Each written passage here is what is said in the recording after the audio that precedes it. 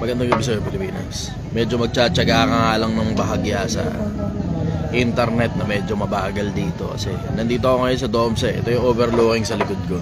Tapos ito yung pwesto ko. May kulay orange na ilaw. Warm white. Tapos may mga pipicturan sa likod. Yun. Kamusta kayo? Magandang gabi sa inyo lahat.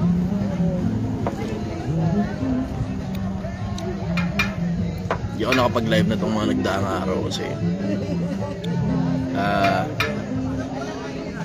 personal lang mga pinagdadaanan. Marami akong sakit ng ulo sa personal na buhay. Nakapag-live naman ako sa TikTok, pero wala sigil ngayon, naka-indefinite leave kasi syempre pagod din. So pinapagpahinga ko na muna kasi madalas magkasakit. Kailangan na muna niyang magpahinga kasi sobrang tindi kasi ng stress na to eh. Sobrang tindi ng stress dito. Ngayon, change of format na muna ako. Change of format. Ako magpapaakit ng mga tao sa live, tapos kayo na mismo magtanong personal para maka-probing questions din ako. Kasi as much as gusto natin na dire-diretso at sunod-sunod yung tanong, minsan kasi yung tanong may follow-up question ang tao, tapos hindi naman nakukuha yung follow-up question kasi natatabunan na rin sa mga comments. So ngayon, mamimili ako ng mga tao na pwedeng umakyat para sa live. Tapos kayo na mismo diretso yung magtanong para maka-follow up question kayo. Tapos kung may hindi masyadong malinaw sa sagot, maiklara natin ang mga bagay-bagay.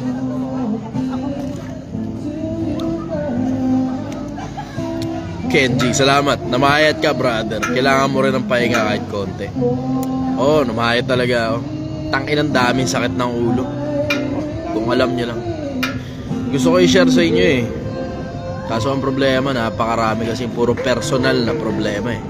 Personal na problema. Hindi mo na kasi ako pinupuntahan. Layo mo kasi, brother. Di ako makalis dito. As much as gusto ko, di ako makalis dito. Talaga pag nagne-negosyo ka? Oo, tsaka ang dami kasi, ang daming taong umaasa, brother. Ang daming taong umaasa rito sa Project 1. Ayoko namang ilaglag yung mga tao na yun para magpahinga ako. Kasi itong ganitong klase ng pagod, bro, tangina, bago maalis sa ito, abutin ka ng 2-3 linggo. 1 buwan bago maalis sa itong ganitong klase ng pagod. Hindi ito pagod lang ng katawan eh. Kasi yung pagod ng katawan, matulog ka, pagising mo, ayos ka din. Ito yung pagod ng puso, pagod ng isip. Yung masyadong maraming problema nakasabay, tapos yung mga problemang involved, mga personal mo na malapit sa puso mo. Wala, ganun talaga eh. Lahat tayo nagkakaproblema, pati ako. Kaya nga sinasabi ko sa inyo eh, pwede ko naman itago sa inyo yung Pilipinas eh. Pwede ko itago sa inyo yun. Pero ayoko kayong paglihiman. Dali lang. Every now and then, nare-refresh ko yung internet ha. So every now and then, nare-refresh ko yung internet.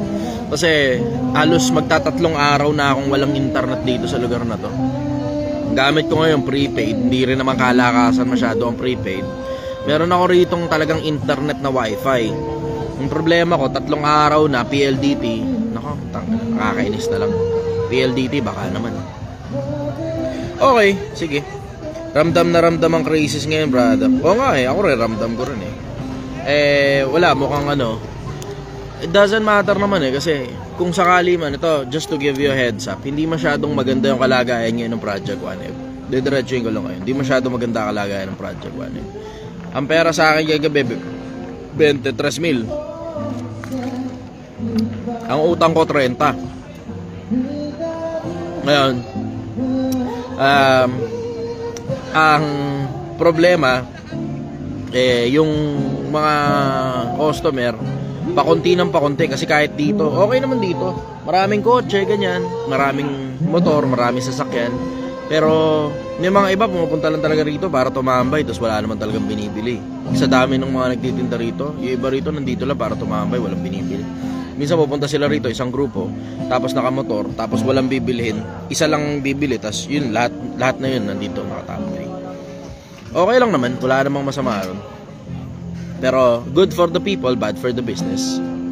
Diba? Good evening. So yun, ngayon change of format tayo. Change of format.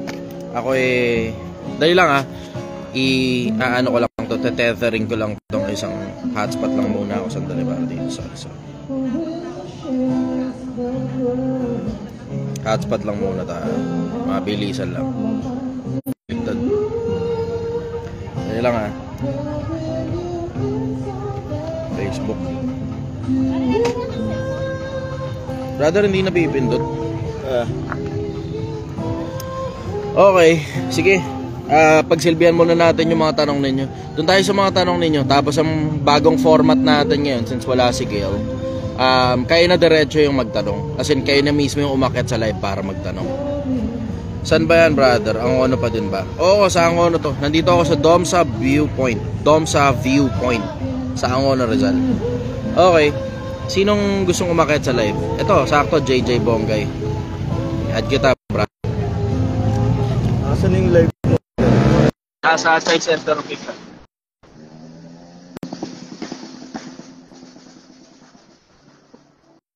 Wala.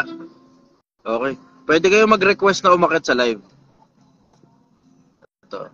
Enable Q&A. Pwede pala to. Enable daw yung Q&A. Paano gagawin dito sa Q&A na to? Submitted questions will go here. Okay. JJ, akit kita sa live.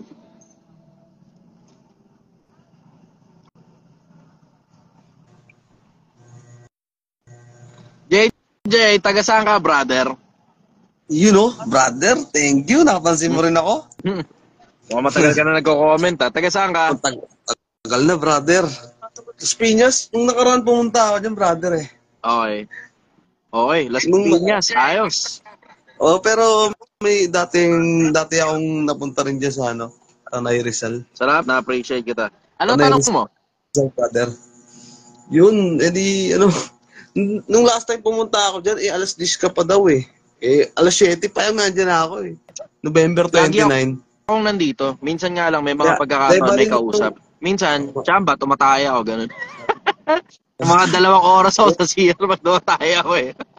Nung pala yung Merry Christmas, brother. Merry Christmas. Salamat, brother. Na-appreciate kita. Happy New Year. Baka, hindi ko lang sure kung kailan eh. Pero basta, nagtanong ako kung saan yan, misa makadalaw din, di ba? Dito lang ako banda, nasa Domsa Viewpoint. Malapit lang to dun sa sa una, sa harap ng Barangay Hall. Malapit lang to. Pag tinype nyo Domsa Viewpoint, lumalabas to sa lumalabas to sa jeep. Nagulat ako, brother.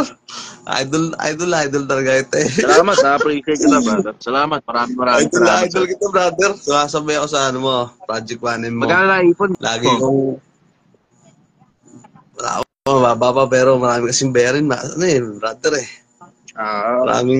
Daming hulugan sa motor, lahat. Tapusin mo na agad, brother. Lahat ng mga pangit na klase ng utang, tapusin mo na agad-agad.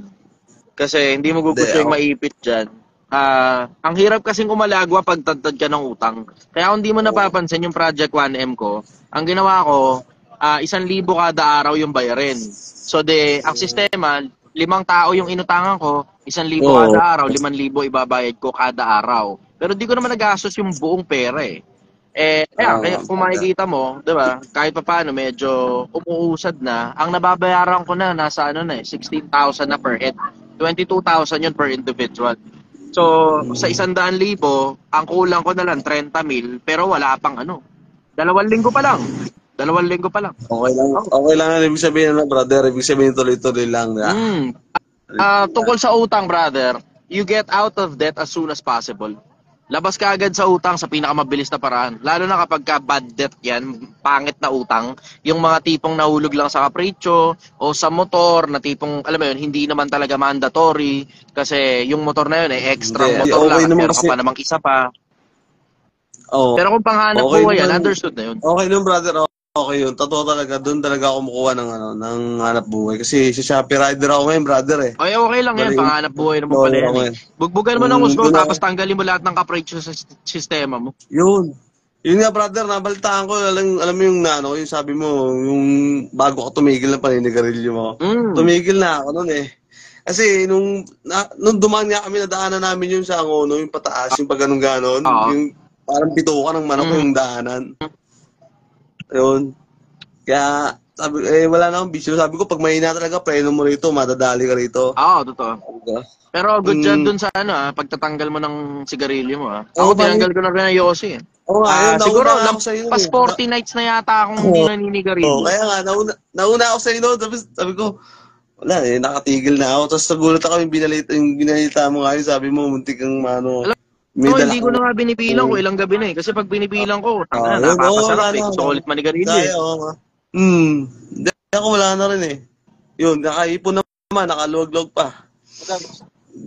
Gusto ko talaga, ang pinakaalam mo, gusto ko, brother, idol, Mm.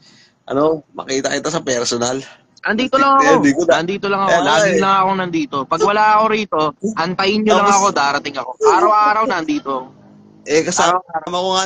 Kasama ko lang si Commander nun eh, si Mrs. nun eh, kaya buntis kasi si Mrs. eh. Mm. So, Ayos. kaya tanong mo, hindi na brother? makaantay ng ganun, dati ko pa tanong eh, pero, Sige, brother, ano tanong mo? Go. Medyo na po. Shoutout na muna. brother, Alive ako eh. Hello po, shoutout po sa inyo. shout out.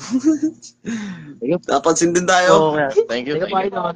Okay, sige. Ano tanong mo, brother?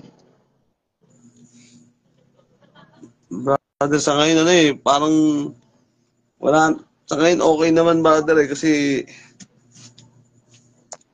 sumasabay na ako ngayon sa mo eh. Okay. Patuloy lang sa sa pag-aabang lagi ng live mo. Kala ko di ka na nag-live eh. May problema kasi yung internet dito. Okay. Bali, alos lagi 3 araw inaabang na. eh. So, Oo, nangyayari oo. ngayon, nakakapag-live Yun, ako sabi sa TikTok. Oo. Tapos wala pa, sige. Ang dami kong problema ngayon. Tangina, kahit sa personal na buhay ko, ang dami kong problema. Ewan ko, ganito yata talaga kapag may endeavor ka, may gusto kong mangyaring katinuan. Tangina, wala. Wala namang ganito nung nasa illegal ako na negosyo eh. Tangina. Alam mo yung pagka nasa illegal ka, yung tao mo lang, lalabas mo sa kulungan. Yun na yun. Yung tao mo, lilibing mo, tapos yung pamilya, alagaan mo, yun na yun. Pero itong ganito, putang ina talaga. Pag gumagawa ka talaga ng katinuan, lahat ng tao, iiwang ka. Ewan ko. Nabuburat ako sa buhay ko ngayon. Brother, chat na tayo, brother. Ano? Para may pangano. Oo, ito nga yung panahon talaga na masarap mag-chat. Dali lang. Mukhang may diferensya yata internet. Isa lang.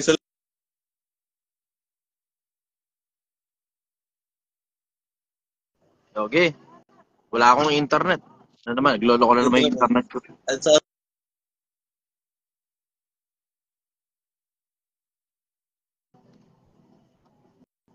Trouble yung internet ko. Wala pang ibang internet provider dito, PLDT lang. Ayan, okay na. Ayos na. Okay, sige.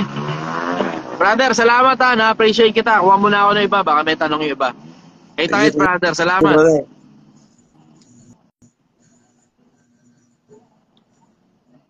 Okay, sige. Next tayo. Sige. Doon tayo sa mga may tanong. Aakit ko na lang kayo para kayo na mismo magtanong sa akin personal. Personal na to. Okay, ito. Axel. Axel, akit. Oh, connection failed ako. Sa pa. Good evening. Ito na kayo. Okay lang, tambay na lang kayo rito. Para sa lahat naman to eh. Para sa taong bayan din itong live na to. Sinayo ka pa talaga. Salamat, saan kayo galing? Okay. Salamat sa pagbisita. Salamat sa pagbisita.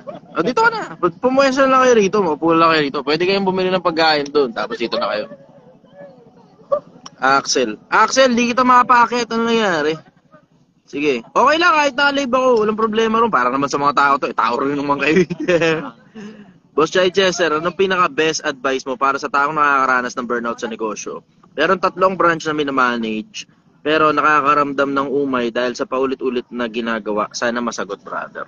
Dali lang ha.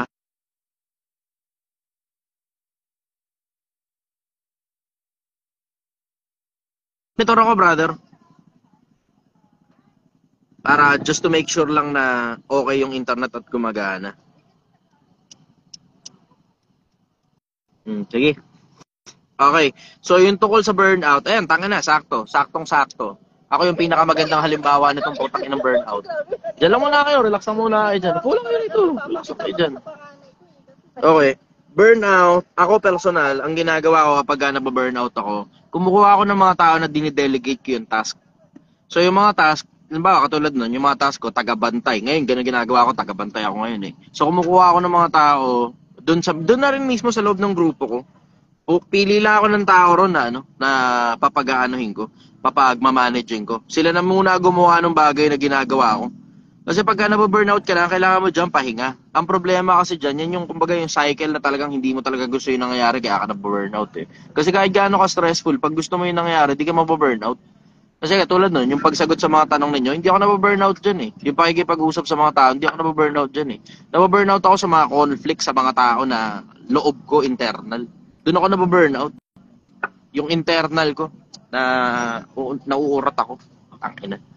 Doon ako nababurnout, pero yung pakikipag-usap sa mga tao, yung hectic na schedule, yung puyat, yung pagod, yung yung problema ninyo na pinapasa nyo sa akin, pamparagan ako, tangina, kayang-kaya ko yan. Ang nakakaburat lang sa akin, yung mga taong ini-expect ko na tutulong sa akin, hindi tumutulong, tapos nagiging liability pa. Yun talaga nakaka-burnout talaga sa akin, nakaka-burnout. Yung tangina, sabi ko sa isip ko, hindi nyo ba maintindihan? Para sa mga tao ito, ang daming taong natutulungan na itong programa na to eh. Imbis tumulong kayo, dumadagdag pa kayo sa problema eh. May mga ganun talagang klase ng mga tao eh. Yung pinagmamalasakitan mo, nakahatakin ka pa pababa. Ewan ko. Ganun lang na yata talaga buhay. Ganun talaga buhay. So yun, tungkol dun sa burnout, ako, ito, I strongly suggest, since tatlo yung minamanage mo, ako kasi dalawa eh. So ginagawa ko, para hindi ako ma-burnout, i-delegate ko yung mga task ko sa mga tao ko, tapos hinahandle ko yung mga problema na kinaka-cause ng burnout ko. Hahanapin mo kung saan nanggagaling yung burnout mo eh.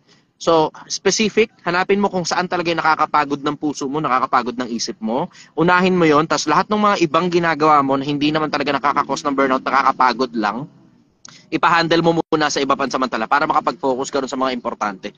Yun ang sagot ko ron. Sige, kuha ulit tayo ng bago. May tambay nights ba tuwing Sabado? Oo, dito na lang sa Domsa. Ayun, dito na lang sa Domsa tambay nights natin kasi mas malaki pwesto rito tas hindi tayo tabi ng kalsada. Gano'n na lang, dito na lang sa Domsa yung tambay nights natin. Tumain yata na paniki yan. Okay. Sige. Next, sinong gustong umakyat? Go.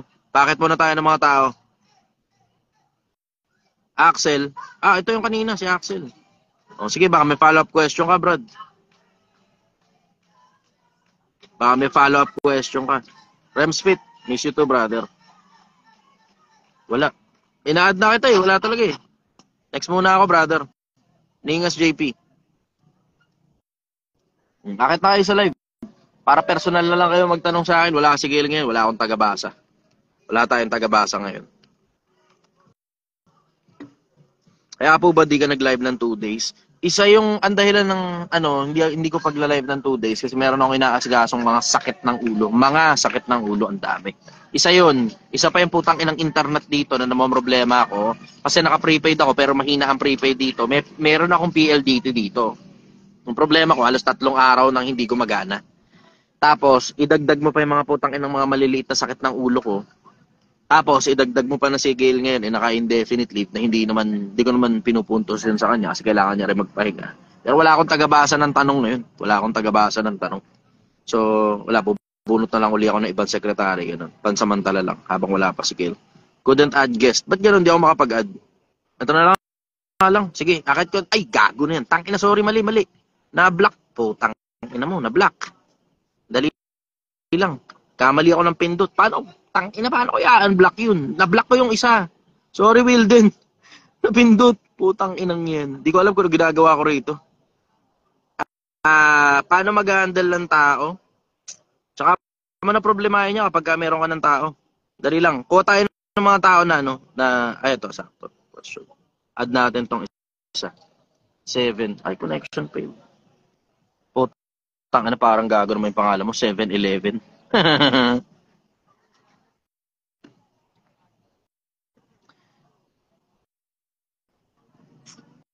Mahina nga talaga signal eh. Pagpasensyaan nyo na lang muna. Pagtsaga.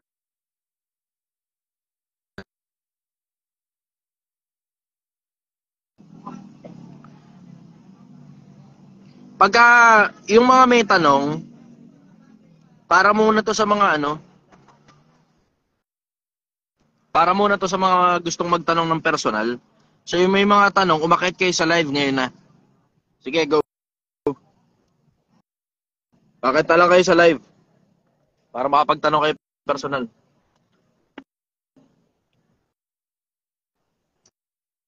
Ito problema ko, ina-add kayo, ayaw nyo i-confirm. Para nga sana makapagtanong na kayo ng personal eh. I-confirm ninyo. Para mabilis tayo.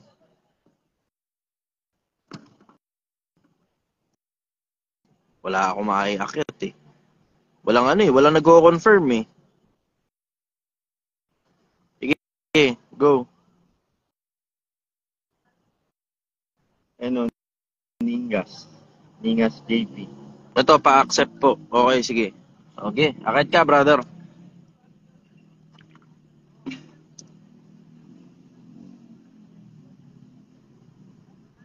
Decline. Ayun lang. Ningas JP.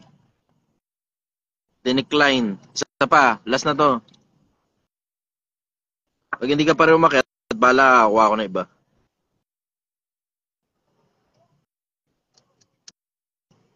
Decline. Okay, sige. Kuha tayo ng iba.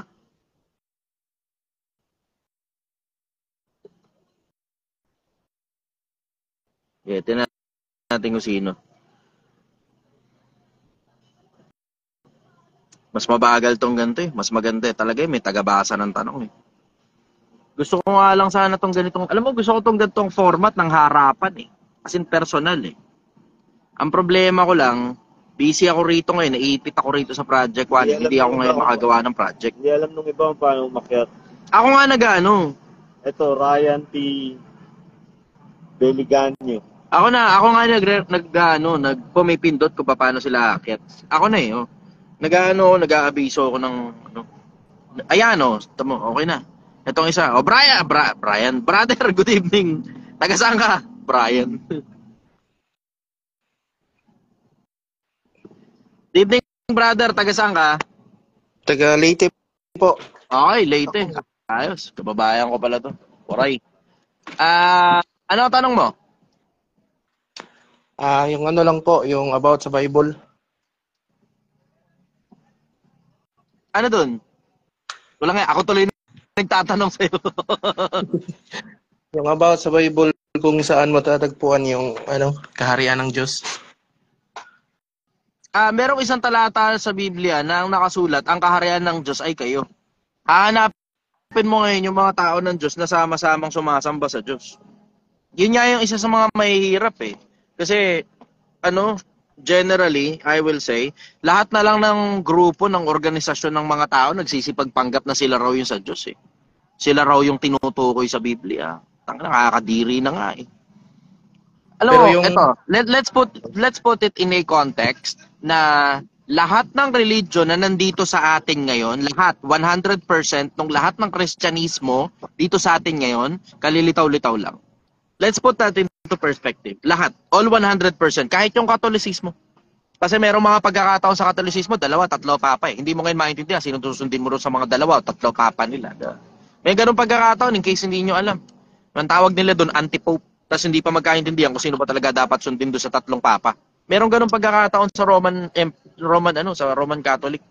Ngayon, in context, lahat ng nandito sa atin ngayon sa Pilipinas at sa iba-ibang mga parte ng mundo na Kristyanismo, under Kristyanismo, lahat yan 100% kalilitaw-litaw lang.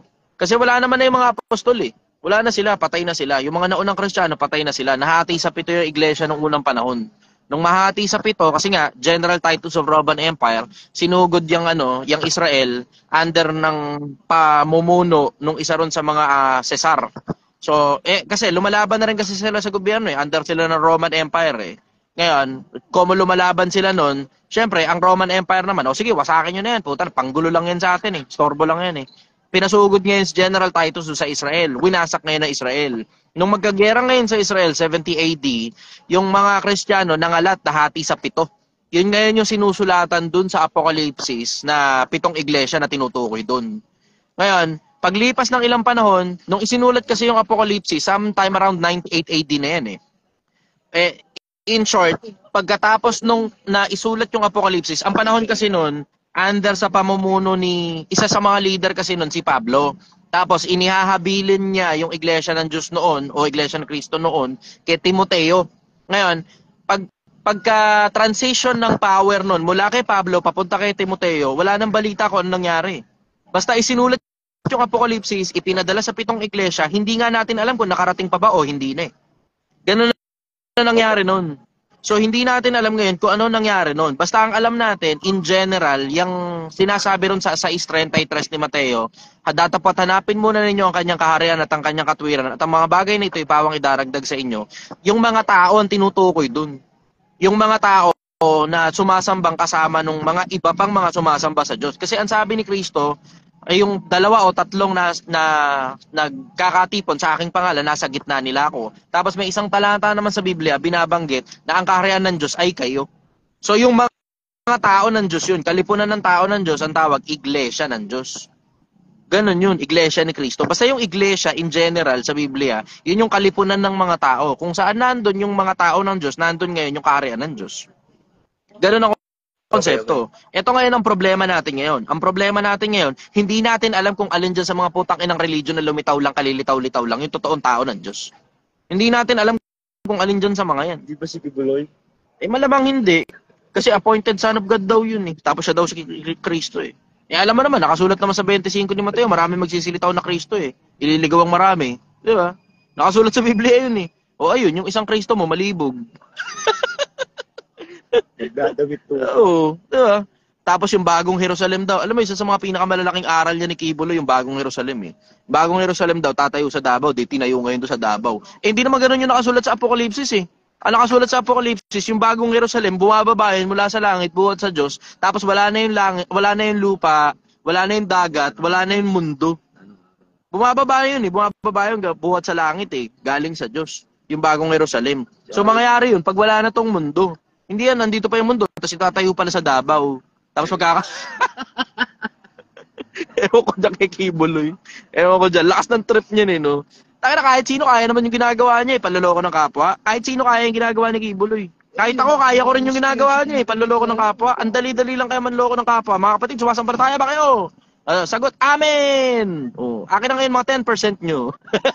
Ay, ito po. Ang dali lang nun eh. Ang dali lang nung ginagawa ni Kibuloy. Napakadali lang nun. It just so happen talaga, nasa probinsya lang siya, tapos ang daming gullible ng mga tao sa probinsya kasi hindi nila alam yung konsepto ng ang karamihang religion. Karamihan, hindi lahat ha. Karamihang religion sa mundo, panloloko talaga ng kapwa at pera-pera lang talaga.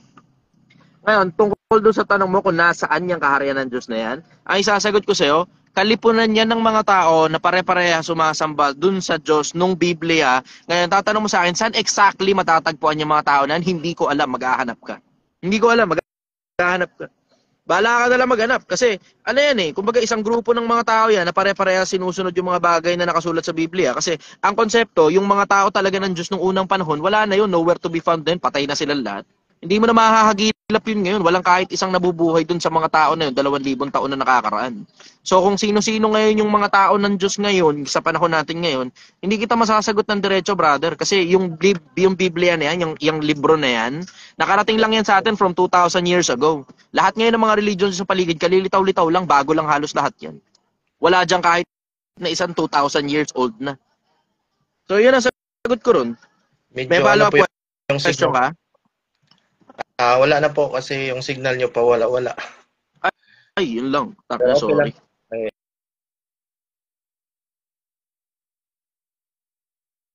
Ang problema ko lang, trouble talaga eh. Ayan, okay na. Ayan, nirefresh ko na lang yung signal. Wala naman ako magagawa. Okay na ba? Pero nakuha mo yung nakuha mo yung pinakabuod nung sinasabi ko? Opo, yung about sa mga tao. Kasi yung iba kasi, yung tinatanong kong ganyan, gusto ko din malaman yung literal na lugar kung saan ba, may idea ba sila ang lugar mismo na sinasabi doon sa Bible. Walang eksaktong lugar yan, brother. Kasi ang tinutukoy na dyan, kaharian ng Diyos yan, hindi yan parang katulad ng mga parang hari dito sa Kasi tinan mo, when you consider a kingdom, hindi naman kingdom castle. Yun ang akala ng mga tao eh. Yung kingdom, yun ang castle. Hindi ganun. Kasi yung castle, kahit walang kingdom, castle pa rin yun. Yung kingdom naman, kahit walang castle, kingdom pa rin yun. Halimbawa, yung Kingdom of Saudi Arabia, may mansion. Pero hindi castle yun. Yes. Baka ang hinahanap mo parang bahay, ganun. Hindi ganun. Yung kingdom na sinasabi sa Biblia, mga tao 'yan. Ibig sabihin, isang grupo ng mga tao na tinatawag na kingdom. Ganun yung konsepto. Pero hindi yan yung parang literal na lugar na saan ba makikita yung kingdom na yan, na kahit walang tao dyan, yan pa rin yung kingdom. Hindi ganun. Yung kingdom, yung mga tao. Yun ang konsepto nun. Parang halimbawa, bansa. Ano ba ibig sabihin ng bansa? Oo, ando na tayo na ang bansa may lupa. Pero ang bansa talaga in general, yung mga tao, yung grupo ng mga tao na may mga batas at may mga palatuntunan at may mga boundaries. So hindi mo matatawag na bansa yung isang bansa kung walang tao dun. Ganun yung konsepto. Kuha mo na? Okay po. Okay. Sige. All good. Next Thank you, question. kuya. Sige. O, sige, liga. Gusto ko magtanong kaso. Hindi, okay lang. Kasi hindi ko Oo. 1, 2, 3.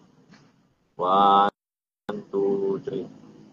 Okay. O, banatan na natin yung tanong mo. Diyan ka na rin lang naman. Sige, go. Baka meron kang ano lang ba?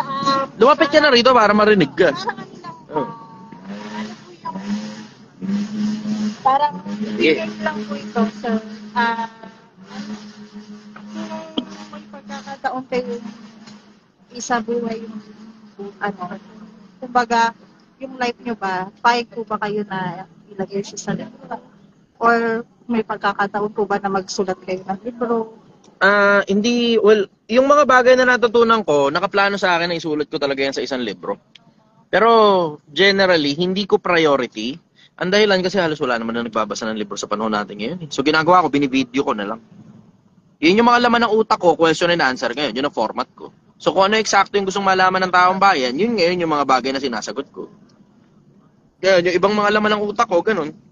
Paminsan-minsan, isinisingit ko na lang sa sagot ko sa mga tanong. Katulad nun, hindi naman tinanong sa akin kung ano nangyari dun sa unang, di ba? Unang kingdom nung dati, di ba? Pero isiningit ko na lang kasi may laman ng utak ko tungkol sa bagay na yun. Pakiramdam ko, mapapakinabangan ng mga tao yung idea ko. Di ba? So, ganun, ginagawa ko, every now and then, may magtatanong, may isisingit ako dun na information na hindi naman talaga, na wala talagang kinalaman dun sa tanong. Para lang additional information lang dun sa mga nakikinig. Ganun yung konsepto. Ngayon, kung tatanungin mo kung magsusulat ako ng libro, nakaplano yan. Kapag katapos na siguro ng Project 1M, kasi talagang masyado talagang madugo to. Sobra. Literal, madugo talaga. Minsan dumudugo yung ilong ko sa pagod. Yun, nauubos na nga yung buko eh. Sobra stress dito eh. Bakit parang hindi ako nakakaano ng notif sa Facebook na live? Kasi pag every time po sa gabi, naggagawa ko na recap. Oo. Yun yung wait ko talaga na pakinggan kayo ng live. Okay. So, sige, moving forward, agahan na lang natin yung live Hindi, dito. okay lang po kasi... Actually, nag-commit talaga ako nun. Hindi ko pa nga magawa yung commitment ko ngayon na dapat supposed to be sa pagitan ng alas 9 hanggang alas 10. As about sa YouTube, mga December 21. Hindi ko alam kung collab ba, like sale. Hindi ko alam yun. Ano yun? Yung i-mention niyo po na December 21 is may release na parang Wala akong sinabi music- December 21. ay, music Hindi video. sa akin yun. Yun yung music video nung ano. Yung music video. Wala, featuring lang naman ako ron. Hindi naman talaga sa akin, talagang totoong akin na music video. Pero parang ganda-ganda ng music video. Oh, excited na rin ako eh. Maganda kasi talaga yung laman nung ano eh. Maganda yung laman nung kanta eh. Yun, may follow-up question ka pa? Yun nga, kung yung life mo naman is ilalagay siya sa libro. Okay lang. Kung sino gagawa nun. Pero definitely, hindi na para ako pa mag-effort na gumawa nun. Basta nandyan yan. Inilagay ko sa internet lahat yan. Chap-chapin na lang ng mga tao kung gusto nila. Gusto nilang gawa ng libro. Choice nila yun. Benta nila sa mga tao. Bala sila. Basta kung ano yung mga makakatulong. Lahat na inilabas ko sa internet for public consumption yan. Lahat na inilabas ko sa internet for public consumption na hindi na not necessarily ako pa yung kailangan kumita para dun. Hindi naman ako nag-aabol ng pera dito. Ang abol ko rito yung dami ng mga taong matututo. Pag maraming taong natuto, di mas maraming yung tao magdadasal para sa akin. Pag mas maraming tao nagdadasal para sa akin, di akit ako sa langit. Ganun lang naman yun eh. Sabi ko, ay, wala na yung pag ito, si Sir Chai, wala na yung magmumulat sa Natakot naman ako. Hindi na, tumasagot na ako ng mga tanong. Kung ano yung mga tanong ninyo, sasagutin ko lang. Pero magmumulat, nakakatakot masyado yun. Kasi pag katulad ko ng panganay ko, may mga konsepto siya, kasi ko ganyan. Na kapag pinapakita ko, pakinggan mo yung sinasabi ni Sir. Mukhang natutunan niya sa kung saan man. Dunong-dunungan. Oo, pakinggan mo yan. Yung sa akin kasi, ang general majority, subok. Kasi ako naman, sasabihin ko naman kung opinion ko lang yung isang bagay, di ba? Pero karamihan sa mga sinasabi ko sa internet, subok talaga. Hindi lang naman ako yung mag-isang nakasubok niyan, pati maraming tao nakasubok na rin eh. Tignan mo, katulad nito nangyayari ngayon nakasalatan dito. Diba? Ngayon, wala masyadong maraming benta. Pero nung lahat ng mga nagdaang mga December, tinatanong ko yung mga food business, okay naman daw yung benta nila. So, ano ibig sabihin? Yung merkado lang ngayong taon ang may diferensya ng December. Na oo, baka dati medyo may konting kunat, pero hindi ganito kakunat. Diba? So, yung mga ideas na meron ako, subok yan galing sa maraming iba-ibang mga tao. O ngayon, yung sa akin naman, kung halimbawa naman, bumagsak itong Project 1M dito, edi okay lang, isasara ko yung negosyo, tapos ibebenta ko yung pwesto, tapos magtatrabaho ko sa empleyado. Ganun gagawin ko, papakita ko ngayon sa mga tao paano bumangon mula sa pagiging wala, paano lumagapak ka, ganun, tapos bumangon ka uli. Ganun yung konsepto eh. Yung iba, pwede na sabihin, aasa rin ako ng mga tao niya, wala ka pala, failure ka pala eh. Okay lang, tatanggapin ko naman yun. Bakit? Pumalpak ako eh. Diba? Ganun lang naman yun eh. Hindi tinanggap ng tao, hindi tinangkilik ng mga tao, kaya nalugi ako. Ganun yung konsepto. Na oo, tinangkilik sa umpisa, eventually nawala yung clout, nung nawala yung clout, nayaan na, pinabayaan na lang ng mga tao, okay lang. Normal naman talaga nangyayari yun sa negosyo eh. Hindi naman lahat ng negosyo, pag sinimulan mo yung pinakaunang negosyo mo, paldo ka kagad. Hindi ganun. Ang karamihang mga unang negosyo, bumabagsak talaga. At based on statistics, 95% ng halos lahat ng negosyo bumabagsak sa unang taon. Umaakit yan ng 97% bago pa mag-5 taon. So, ibig sabihin, halos lahat ng negosyo, lumalagapak wala pang 1 taon.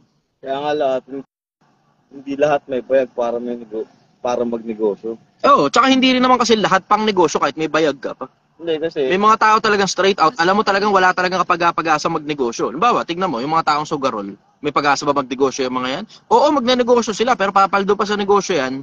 Maliban tanggalin muna nila yung pagsusugal nila, tsaka pa lang sila baka sakaling may pag-asa. Pero alam mo talaga, zero chance yan kapag kasugarol ka, tapos lahat na lang ng kapisu-pisuhan mo, inuubos mo sa scatter.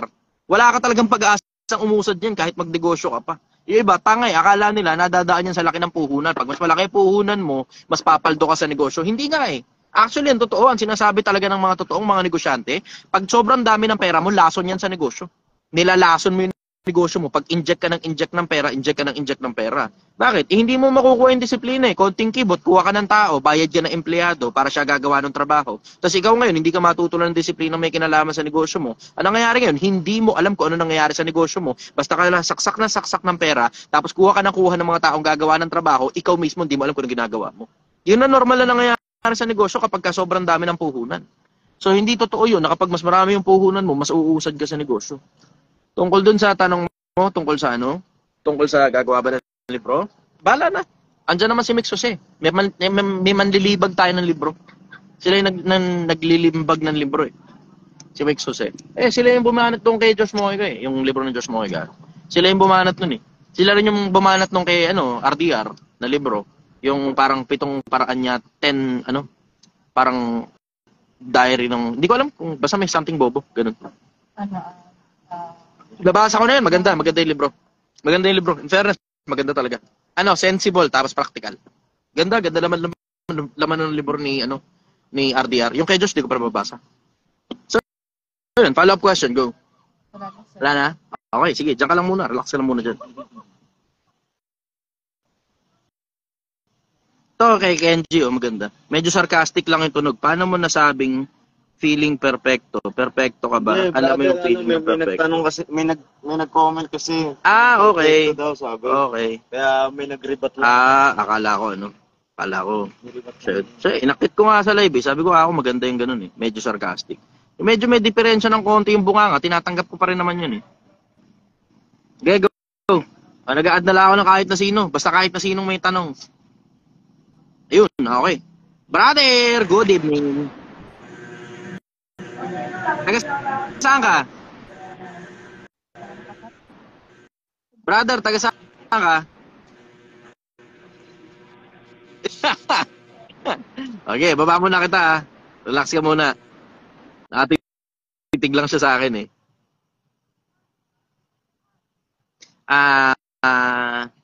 To. Manuel.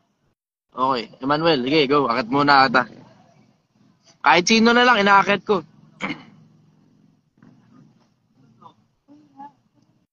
Wala si Emmanuel. Adding 5, 4. Ayun, okay. Ayos, pumasok. Emmanuel, good evening. Taga saan ka? Taga Manila. Manila. Okay, ano tanong mo? Ano po mahihingi ko pong advice about sa inyo sa leadership.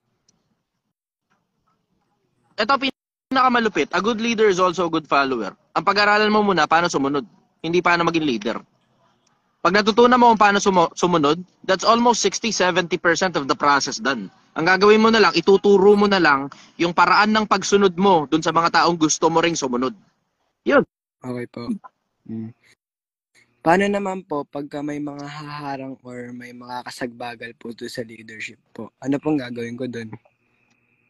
Ano yan? How do you overcome objection? So many ways on how to handle objections. Ang dami-daming iba't ibang paraan para mag-handle ng objection.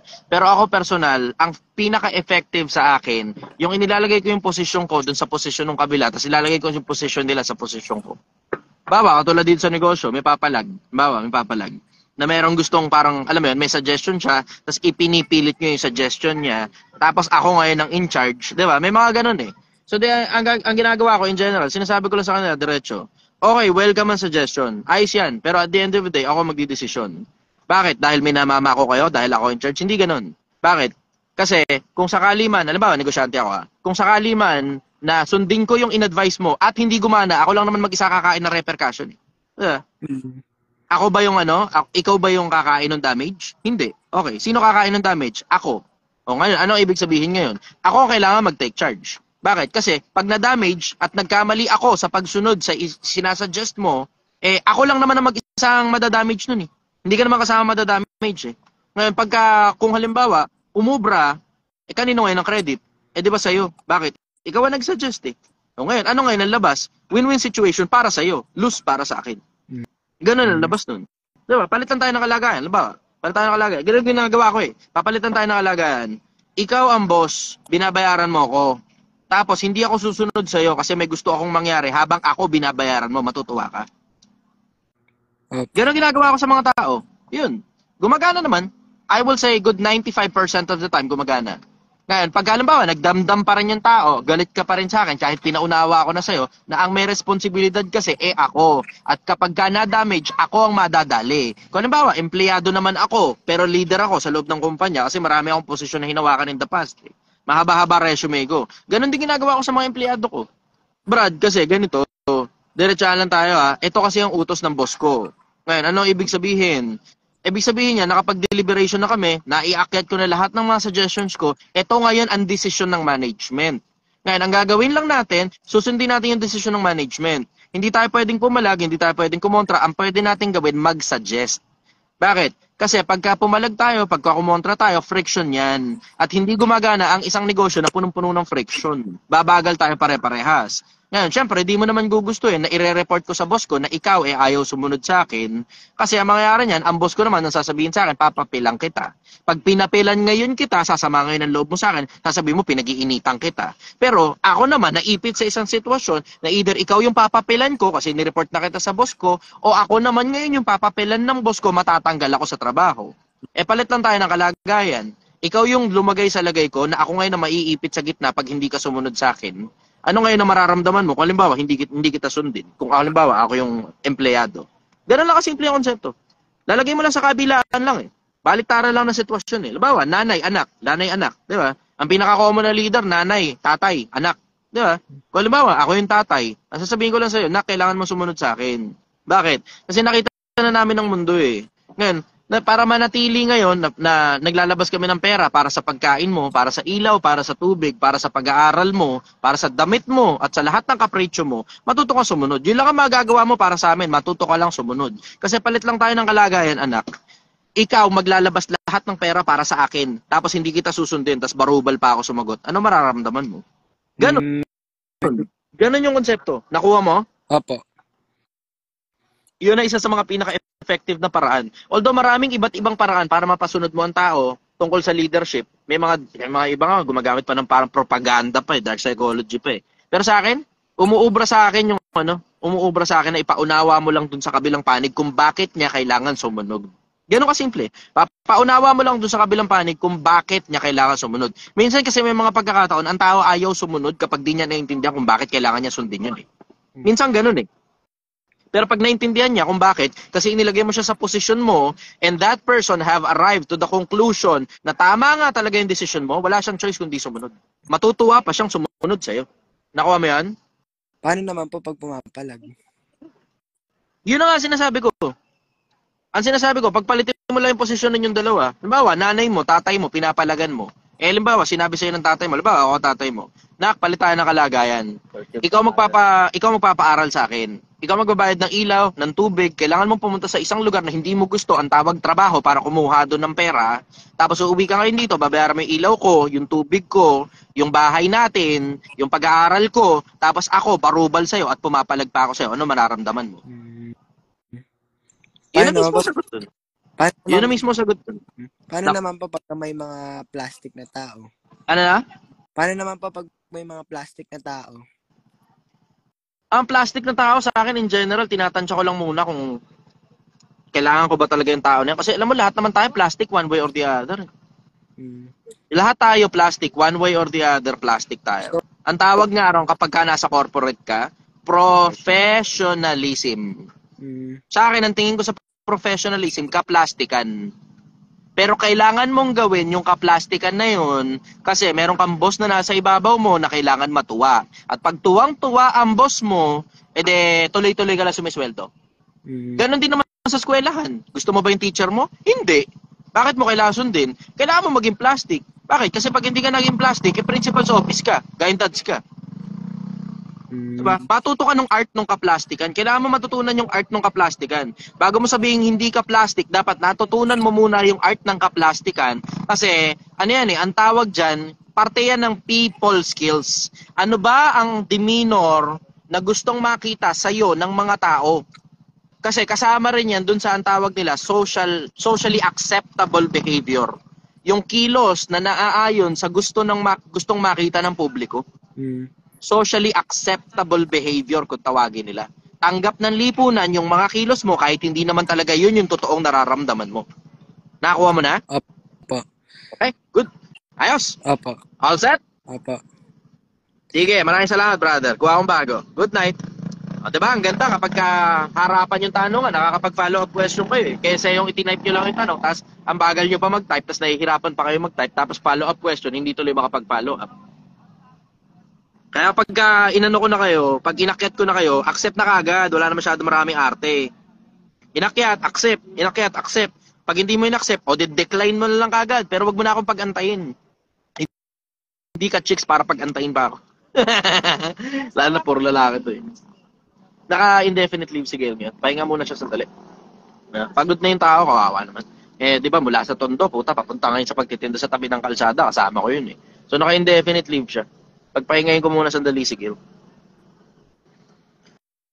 Axel, kanina pa kita ini-invite, brother. Hindi mo ina-accept. Wala akong magagawa pag hindi mo ina-accept. Sige, cancel na lang muna. Next tayo. Akit kayo sa live. Brian. Okay, Brian, go. Brian Danyo Barugo. Good evening, Brian. Taga saan ka, brother? Ako? Taga saan ka? Taga Bacolod po. Taga Bacolod, okay. Nakikita ko yung kama mo. Alam ko nang hindi ka naglalaba. Pakita mo ngayon sa akin yung mukha mo. Okay. Ayos. Ano tanong mo? Nalipat ko. Ano po masasabi mo sa government ngayon ng Pilipinas? Doon tayo sa mga may pakinabang sa'yo, brother. Kasi gobyerno, entertainment na lang yan Okay lang yan, good to know information para mapakinabangan sa panahon ng botohan. Pero mukhang hindi ka naman bumoboto no? Sige, ano ngayon ang tanong mo? Doon tayo sa mapapakinabangan mo, yung personal na mapapakinabangan mo.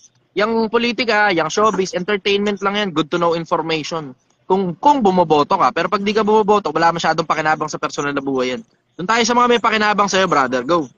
Ano mo po sa akin yung sa kanta ng Who I Am ba yun? Who I Am. Ano gagawin natin? Ipaliwanag mo po sa akin.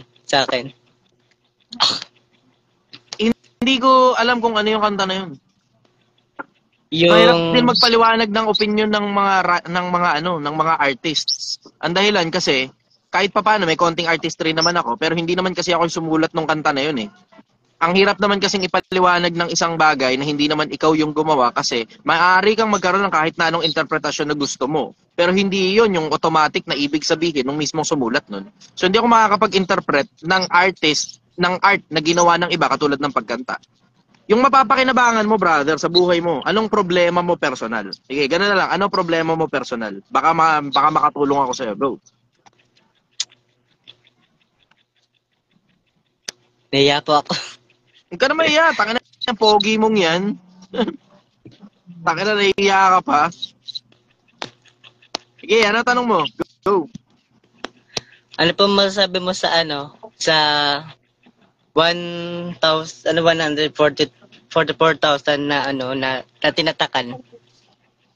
Sa angkan ni Israel yung 144,000 na yun. Kung babasahin mo yung nasa Apokalipsis, sa angkan ni Israel yun. Pero sa labas nung 144,000 na yun, nakita kong isang lubhang karamihan. Galing sa bawat wika, galing sa blabla, etc. Sa angkan ni Israel yung 144,000 na tinatakan. Pero bukod dun sa 144,000, may mga iba pang maliligtas. So, galing sa iba't ibang angkan, iba-ibang wika. Babasahin mo lang ng tuloy-tuloy yun, maintindihan mo. Yun ang sagot ko ron. Okay na? Okay na. Okay. Sige. Thank you po, Thank you Idol. very much, brother. Salamat. Okay, next tayo. Okay, hanap tayo rito. Yung brother sa yung konsepto ni Rich Dad Poor Dad na nagkakaroon siya ng pera sa utang. Diba siya? Okay naman yun pag mag-e-expand ka. Kaya nga pinakita ko nga dito, umutang ako personal eh. Kahit hindi ko kailangan, kasi hiwalay yung, alam mo, may pera naman ako, hindi ko kailangang umutang personal eh. Pero ang mahirap kasi, yung magdagdag ako galing sa sarili kong personal na pera para idugtong ngayon dito sa kakulangan ng Project 1M. Kasi ang mangyayari dyan, kapag gaganon yung sistema, na ako rin mismo yung nagdadagdag ng pera galing dito, hindi na kayo magiging realistic, takina. Kung bulsa ko lang, puta, mapapausad ko naman to eh. Lagay lang ako na 3 million dyan, putang ina, usad yun eh. Diba? Pero hindi kasi yun ang konsepto eh. Ang konsepto kasi, 50 mil, dapat yun lang talaga yung pera. Pag nabitin, dapat pakita ko rin kung paano ako gumawa ng paraan dahil nabitin yung pera. Kasi yun naman talaga yung totoong buhay. Pag nabitin ka sa pera, gagawa ka ng paraan. Hindi ka magdadagdag galing sa sarili mo ring bank account dahil wala kang bank account in the first place eh. Yun ang totoong problema ng totoong ordinaryong taong bayan. Ang karamihan mga tao, wala talaga sariling bank account. Makaipon ka ng 50, yung iba hindi pa nilalagay sa bangko yung 50 mil, nasa ilalim lang ng kama yan eh. Nasa aparador lang yung 50 mil na yan eh. Tapos ano pa yan, minsan nakalagay sa kahon ng sapatos, lalagay sa ilalim ng kama. Tapos hindi alam nung anak. Tapos hindi rin alam ng magulang na ninanakawan na sila ng anak. Kinukupitan. Kasi 50, isa-isang dan, tapos hindi na naman ng mga malayan yun. Yun ang normal. Oo, nasa Angono to. Angono. Ay, may tanong daw, Alabok. O sige, go. Alabok, go.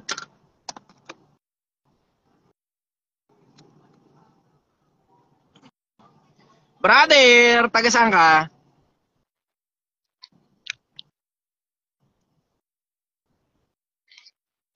Magandang gabi, brother. Good evening, brother. Taga saan ka? Bulacan po. Bulacan. Okay. Ano tanong mo? Gusto ko lang itanong, brother, sa'yo. Kasi madalas kong napapakinggan sa'yo nung mga nagdaan yun, pati sa mga podcast na nadaluan mo. Yung sinasabi po ninyo na parang lalo na kapag kami galit po kayo sa tawag dito, yung parang mga scammer na mga tao na nagbebenta ng course ganun, na sinasabi mo na hatakin mo po sila sa impyerno, parang ganun. Ano tanong mo dun? Ayun, parang hatakin mo sila doon, parang sasaktan mo sila. Ano yung masasabi mo ron? Ano yung paliwanag mo doon na parang specific na paliwanag na may basihan po ba yun sa Biblia, gano'n? That's sarcasm, brother. Obviously, that's sarcasm. Ngayon, ganito kasi ang konsepto eh. Alam mo naman, karamihan dyan sa mga putang inang derechahan karamihan sa mga nagbebenta ng mga course na yan, scam. Paano scam? Gumagana naman, pero very specific na mga tao lang yung ginaganahan. Parang halimbawa, bigyan kita ng magandang halimbawa, yung katulad nung kay Franklin Manyanyo, 'di ba? Ang daming nabaliw ng mga tao ron, ang daming nag-sign up doon 'di ba? Pero ang meron sa loob noon gumagawa sila ng peke lisensya, tapos gumagawa sila ng ng mga resume na illegal na hindi naman talaga totoong yun talaga resume ng mga tao. Tapos bla bla etc. Ang dami na nag-debunk doon Ang dami na nag-debunk doon. Ngayon, isipin mo na lang ngayon kung gaano karami ngayong tao yung naloko noon. Tapos isipin mo ngayon kung gaano karaming tao ngayon yung mga nakuhanan ng pera noon na hindi mo naman alam kung anong nangyari doon sa mga pera na yun Hindi mo rin alam kung ano pinagdaanan ng mga tao na yun para makuha yung pera na yun. Kasi diretsahan, yung kung magkano man yung 7,000 o 8,000, hindi mura yan. Hindi mo naman alam for all you know, baka merong construction worker na nag-invest dyan kasi akala niya, yayaman siya, magiging milyonaryo siya in just 3 months kasi yun yung pangako dun. In 3 months, magiging milyonaryo ka. Pag hindi ka kumita ng bla-bla sa loob ng ilang araw, isosoli yung pera mo. Tapos hindi naman nasosoli pera. Diba? Doon nagkakaproblema Nagkakaproblema sa marketing nila kung paano nila minamarket. Tinan mo, halimbawa, katulad nung isa rito na nagbebenta ng course. Sabi, in parang 15 days yata, in 15 days, mababago daw yung buhay mo. In 15 days, mababago yung buhay mo. Nagbago nga. Tangina, mismong mga psychologists nga nagsasabi, 66 days ang kailangan. Akala ko anong unat, parang 27, 21, gano'n. Less than 20, less than 1 month dati. Yun yung parang hoax na natutunan natin sometime in the past. Tapos, ngayon may bagong statistics, 66 days ang kailangan mo para magbago ang pattern mo. Pattern lang yun Habit lang yun Habit lang yun. Yung sa kanya, babaguhin buhay mo. Tangina, buhay mo, babaguhin. In 15 days. Tangina, kung di ba naman scamming yun? Babaguhin buhay mo in 15 days? Samantalang mismong mga psychologists nga, 66 days lang kailangan Statistics na nagsasabi. Kakontra niya, sinasabi na statistics. Habit lang yan 66 days ang kailangan mo para baguhin ang isang habit. Yung sa kanya, yung course niya na binibenta niya ng putang inang 9,000, babaguhin buhay mo in 15 days. Kung di ba naman panloloko ng kapwa-tao yun para lang makuha yung pera ng mga kapwa-tao, di ba? Parang hype na lang yun. Hype nga talaga. Ganun ang ginagawa ng karamihan para mabenta yung mga putang inang course nila Alam mo, iniisip ko ang gumawa ng parody yung mga putang inang course nila Ako magsasign up sa mga course nila, tapos kokopyahin ko eksakto kung paano nila sinabi, eksaktong-eksakto, tapos ibebenta ko ng 500 sa mga tao. Tapos sasabihin ko, eto ang pinaka-scam na course sa buong Pilipinas. Tapos ako yung nasa loob ng course na yun. Tapos lalabas ako ngayon, scammer.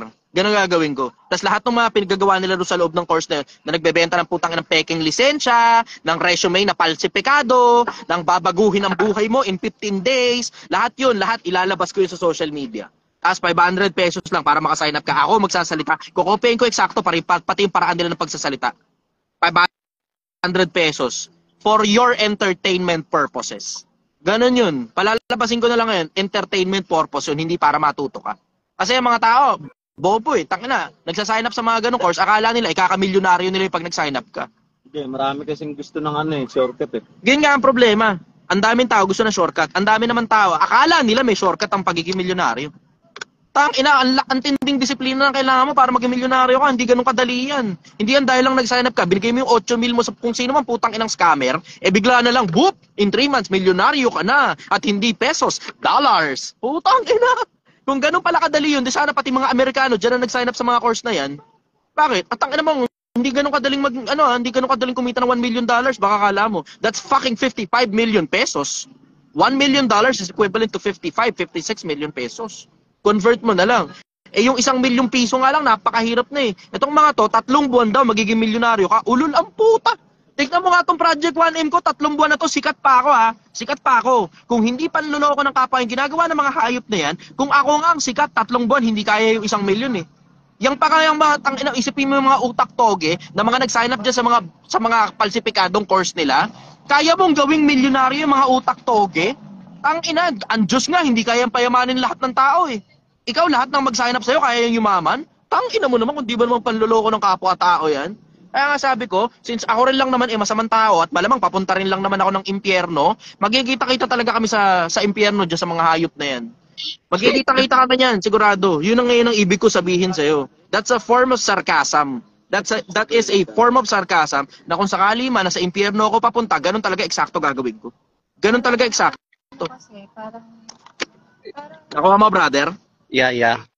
Salamat, brother. Bali, meron pa po akong tanong, brother. Naiintindihan mo na kung bakit galit ako dyan sa mga hayop na yan. Kasi panluloko talaga ng kapwa. Yung marketing nila, pati yung laman ng loob ng course nila. Imagine mo, tangina para sabihin mong kaya mong gawing milyonaryo ang tao in 3 months. Tangina. 3 months. Mula sa, isipin mo construction worker. Ang alam lang nitong tao na to, maghalo ng semento. Paano mo gagawing milyonaryo yan in 3 months? Tangina, kahit sabihin mo pang maging contractor yan, hindi kaya ng 3 buwan maging milyonaryo yan eh. Construction worker, farmer, estudyante. Yung estudyante nga, walang malay eh. Nauuto nila dahil nga ang market nila, puro kabataan, nauuto nila na mag-sign up dyan sa mga putang inang course na yan. Tapos, estudyante, kaya mong gawing milyonaryo in 3 months? Tangina, ganyan yung mga mga networking eh. Parang pag nag-join ka sa kanila, binigay mo yung pera mo sa kanila, boop, milyonaryo ka na. Tapos ang gagawin nila, paaartihin kang kunyari milyonaryuhan. Patatayuin ka sa coaching hindi sa'yo, pipicturean ka ron, i-upload mo to. Kailangan mukha kang mayaman. Papagsutin ka na binili mo lang sa putang inang ukay-ukay. Tapos palalabasin lang, kunyari milyonaryo ka, magyabang ka na ngayon sa social media milyonaryo ka. Kasi magiging milyonaryo ka. Hindi naman totoo. Yeah. Yun ang sagot ko ron. Okay ka na, brother? Follow-up question, go. Bali, brother, may tanong pa po ako sa inyo. Yung about dali. Sakit sa tenga nitong isa. Minsan, okay, sige, go. Minsan nasambit mo yung brother na sabi mo may 2 paraan yung pagpunta ng pagbabalik po muli ng Diyos. Ano po yung nito? Yung parang paliwanag niyo po rito. Hindi ko alam kung tama ba yung pagkakakuha mo ng mga salita, brother. Ano ang konteksto nun? Hindi ko maalala kung 2 paraan babalik ang Diyos. Hindi ko gets yun. Wala akong sinabing ganun, brad. Kahit kailan wala akong sinasabing 2 paraan babalik ang Diyos. Hindi ko alam kung ano konteksto nun. Bigyan mo ako ng konteksto kasi sigurado ako sa'yo hindi ko sinabi yun. Parang hindi ko masyadong maaninag lang parang yung tanong, parang yung sinabi mo doon na, parang, I don't know, hindi ko masyadong maunawaan pero yung isa sa ibabaw ng langit, tapos parang yung isa, dito pa sa... Oo, meron kasi kung nababasang 2. Yung isa kasama niya laksa-laksang mga banal, tapos yung isa naman pulutong ng mga anghel ang kasama. Yun ang nababasa ko kasi.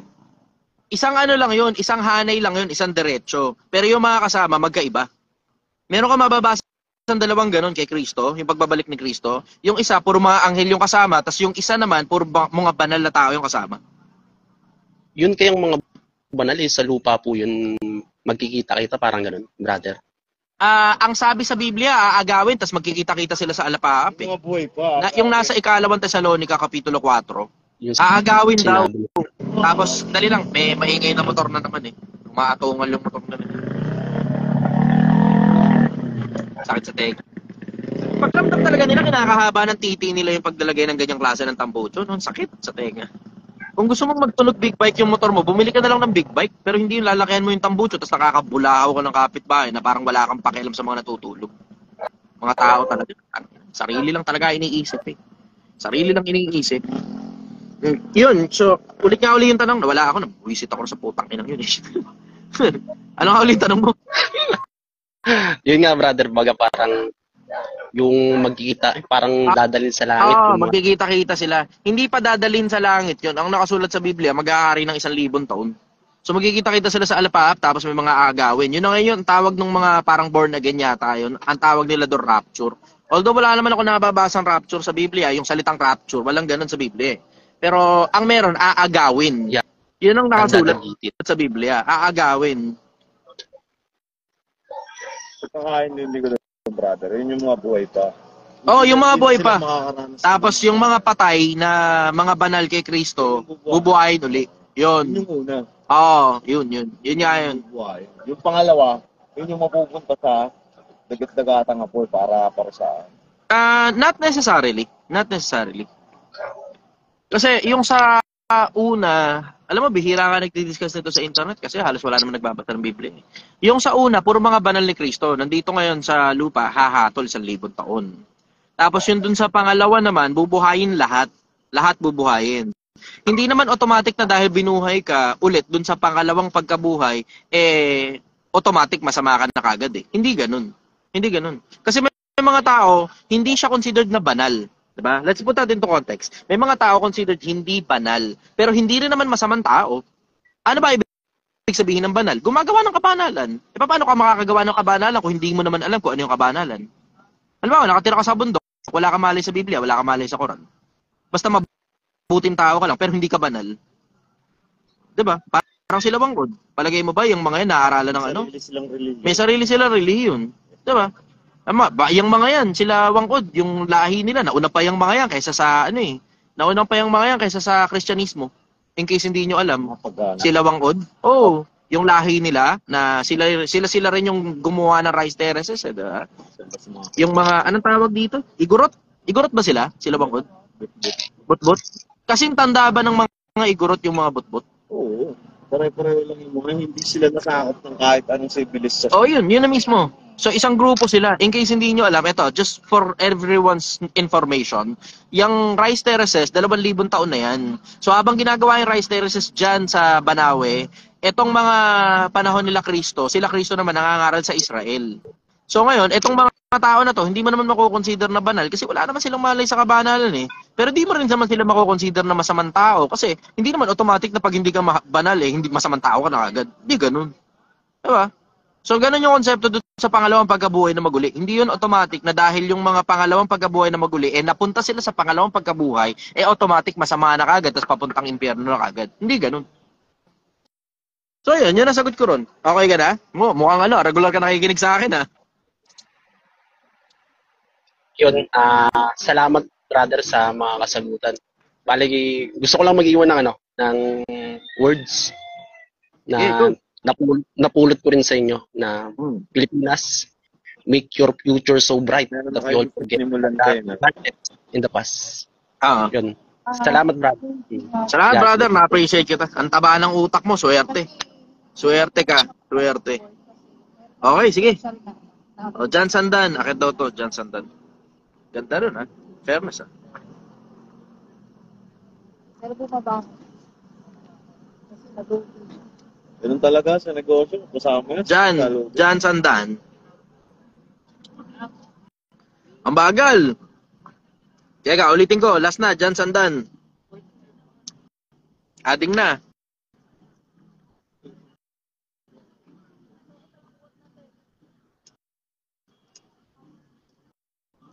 May mga haters ba? Di ko napapansin. John Patrick, may mga feeling perfecto yung mga haters si Chichester. At sa mga haters, makinig kayo at huwag kayong tanga. Wala akong nakikitang haters eh. Walang tumadaan sa ako. Baka hindi ko lang napapansin kasi pag sumasagot ako, nag-zone out ako, di ko magana yung paningin ko eh. Yung mga haters naman, lagi nasa baba. Wala talaga. Jan Sandan. King Mel, let's go.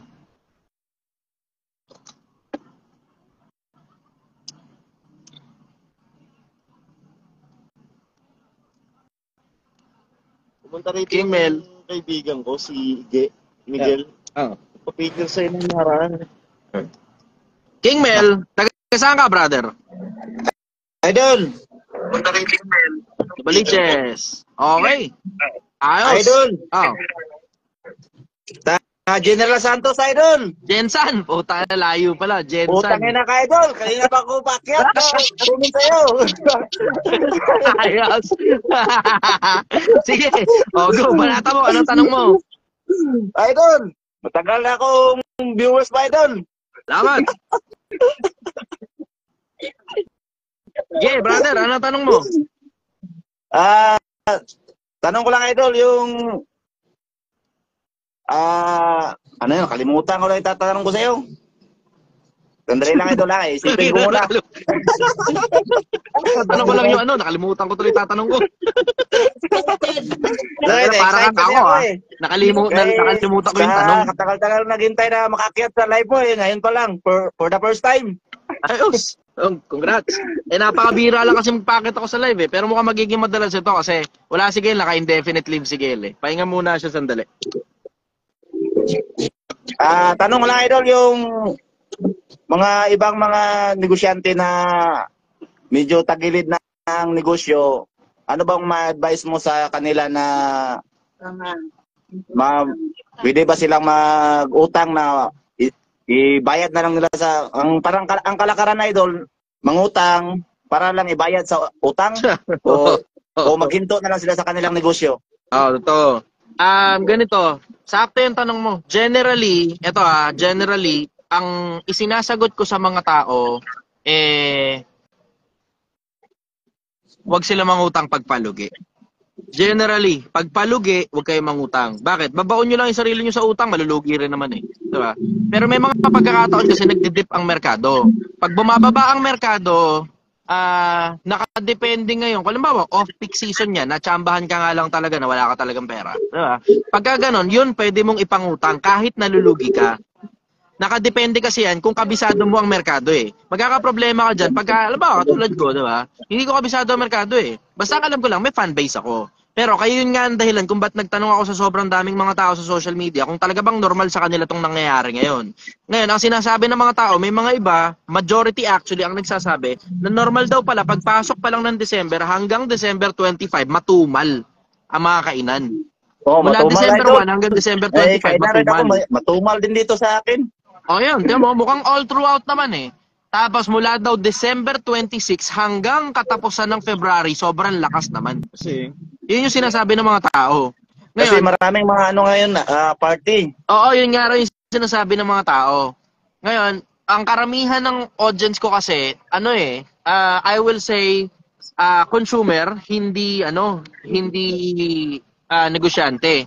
Pero marami namang marami sa mga fans ko, audience ko na mga negosyante rin as well eh. Tapos yung mga nagnenegosyo, nakikita ko sinasabi nila may negosyo kung ganito, may negosyo kung ganyan. So reliable source yun para sa akin. At pag pare-parehas ang sinasabi ng mga negosyante all throughout the Philippines, Luzon, Visayas, Mindanao, it looks like ganun nga talaga ang kalakaran ng merkado sa punto ng pagkain. So mula December 21 hanggang December 25, ingat brother, dahan-dahan sa biyahe. Maraming salamat sa pagbisita. Ingat kayo, dahan-dahan kayo sa biyahe.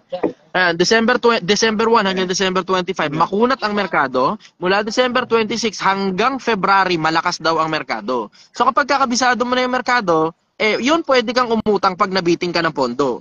Kasi hindi naman kasi ang ibig sabihin ng nabitin ng pondo, nalulugi na kagad. Hindi ganun. Ang ibig sabihin ng nalulugi, talagang complete, hindi talaga nagre-respond. Ang iba kasi idol, gusto nilang buhayin ang negosyo nila, pero umuutang na lang sila para ibayad na sa utang nila. Understood yun. Pero kailangan niya, ito nga ngayon ang punto eh. Ang punto, dapat maintindihan mo kung talaga bang yung negosyo mo, mabubuhay pa ba o talagang palugi ka na ka talaga. Ganon yun. Kailangan so, malaman mo on multiple factors. Ang dami namang itigil na ang negosyo nila idol, itigil na lang kung ganun ang sistema. Hindi automatic yung brother. Hindi automatic na itigil na lang. Hindi ganun. Pagka nalulugi ka at palugi ka na talaga, kasi magkaiba yung nalulugi lang at saka palugi. Magkaiba yun. Yung nalulugi lang, maaaring mismanagement of funds o hindi nag-respond sa'yo ang merkado o nabitin lang ang pondo mo o konti lang talaga yung pumapasok na tao ngayon dahil off-peak ka. Yun ang ibig sabihin ng nalulugi. Yung palugi, kahit peak season, palugi ka talaga. Pagka palugi ka, automatic na yun, laglag mo na yung negosyo. Pero pag nalulugi ka lang, pwede kang umutang nun. Ganun yung konsepto. Ngayon sabi mo, hindi ba magkakontra yun? Statements kasi yan eh. Diba? Alam ibig ko sabihin, yung idea behind ang dapat na mas importante kaysa ron sa mga ginamit na salita. Yung idea behind. Ang ibig kong sabihin na kapag ka nalulugi ka, hindi ka dapat umutang, yung konsepto na pagpalugi ka, yun ang ibig kong sabihin doon. Hindi yun dahil lang bumaba yung pondo mo, automatic na kagad na palugi ka na kagad. Hindi ganun. Kata mo, katulad sa akin, di ba? Bumaba yung pondo ko nitong nakaraan. Nakita mo yun, di ba? So 150,000 something na, bumili ako ng pwesto, tapos yung pwesto na yan, hindi naman talaga yung lupa yung binili, kundi yung mga gamit lang sa loob at saka yung pagpapaayos, renovation. Binayaran ko, 120,000. Bakit sa Bombay ka umutang idol sa arawan? Hindi ka sa bangko umutang, advisable ba yung sa Bombay umutang na 5-6? Nakadepende kasi kung ano available sa iyo, brother eh. Gano'n na lang, nakadepende sa kung ano available sa'yo. Kasi tingnan mo, hindi naman kasi lahat ng tao merong available na means sa kanila para umutang sa bangko kasi masyadong maliit yung negosyo nila. Halimbawa, yung mga tinda-tindahan sa kanto-kanto, automatic yun, hindi ka talaga makakautang talaga sa bangko pagka gano'n lang kalita negosyo mo. Diba? Ganun yung konsepto. Nakadepende yun kung anong available means ng pag-utang doon sa lugar ninyo. Doon din sa kondisyon mo, doon din sa katayuan ng negosyo mo. Hindi naman automatic na kapag umutang ka sa Bombay, malulugi ka na kagad eh. Hindi naman ganun eh. Pero ang ibig ko sabihin, kung ano yung available means para mangutang, ang pinaka-importante sa konsepto ng pag-utang ay yung surrounding circumstances. Kung ano ba ang nangyayari sa negosyo mo. Ikaw ba pinipilit mo na lang isalba yung negosyong palugi na talagang completely wala na talagang pag-asa? Parang halimbawa, yung konsepto halimbawa ng yung konsepto halimbawa ng mga panahon na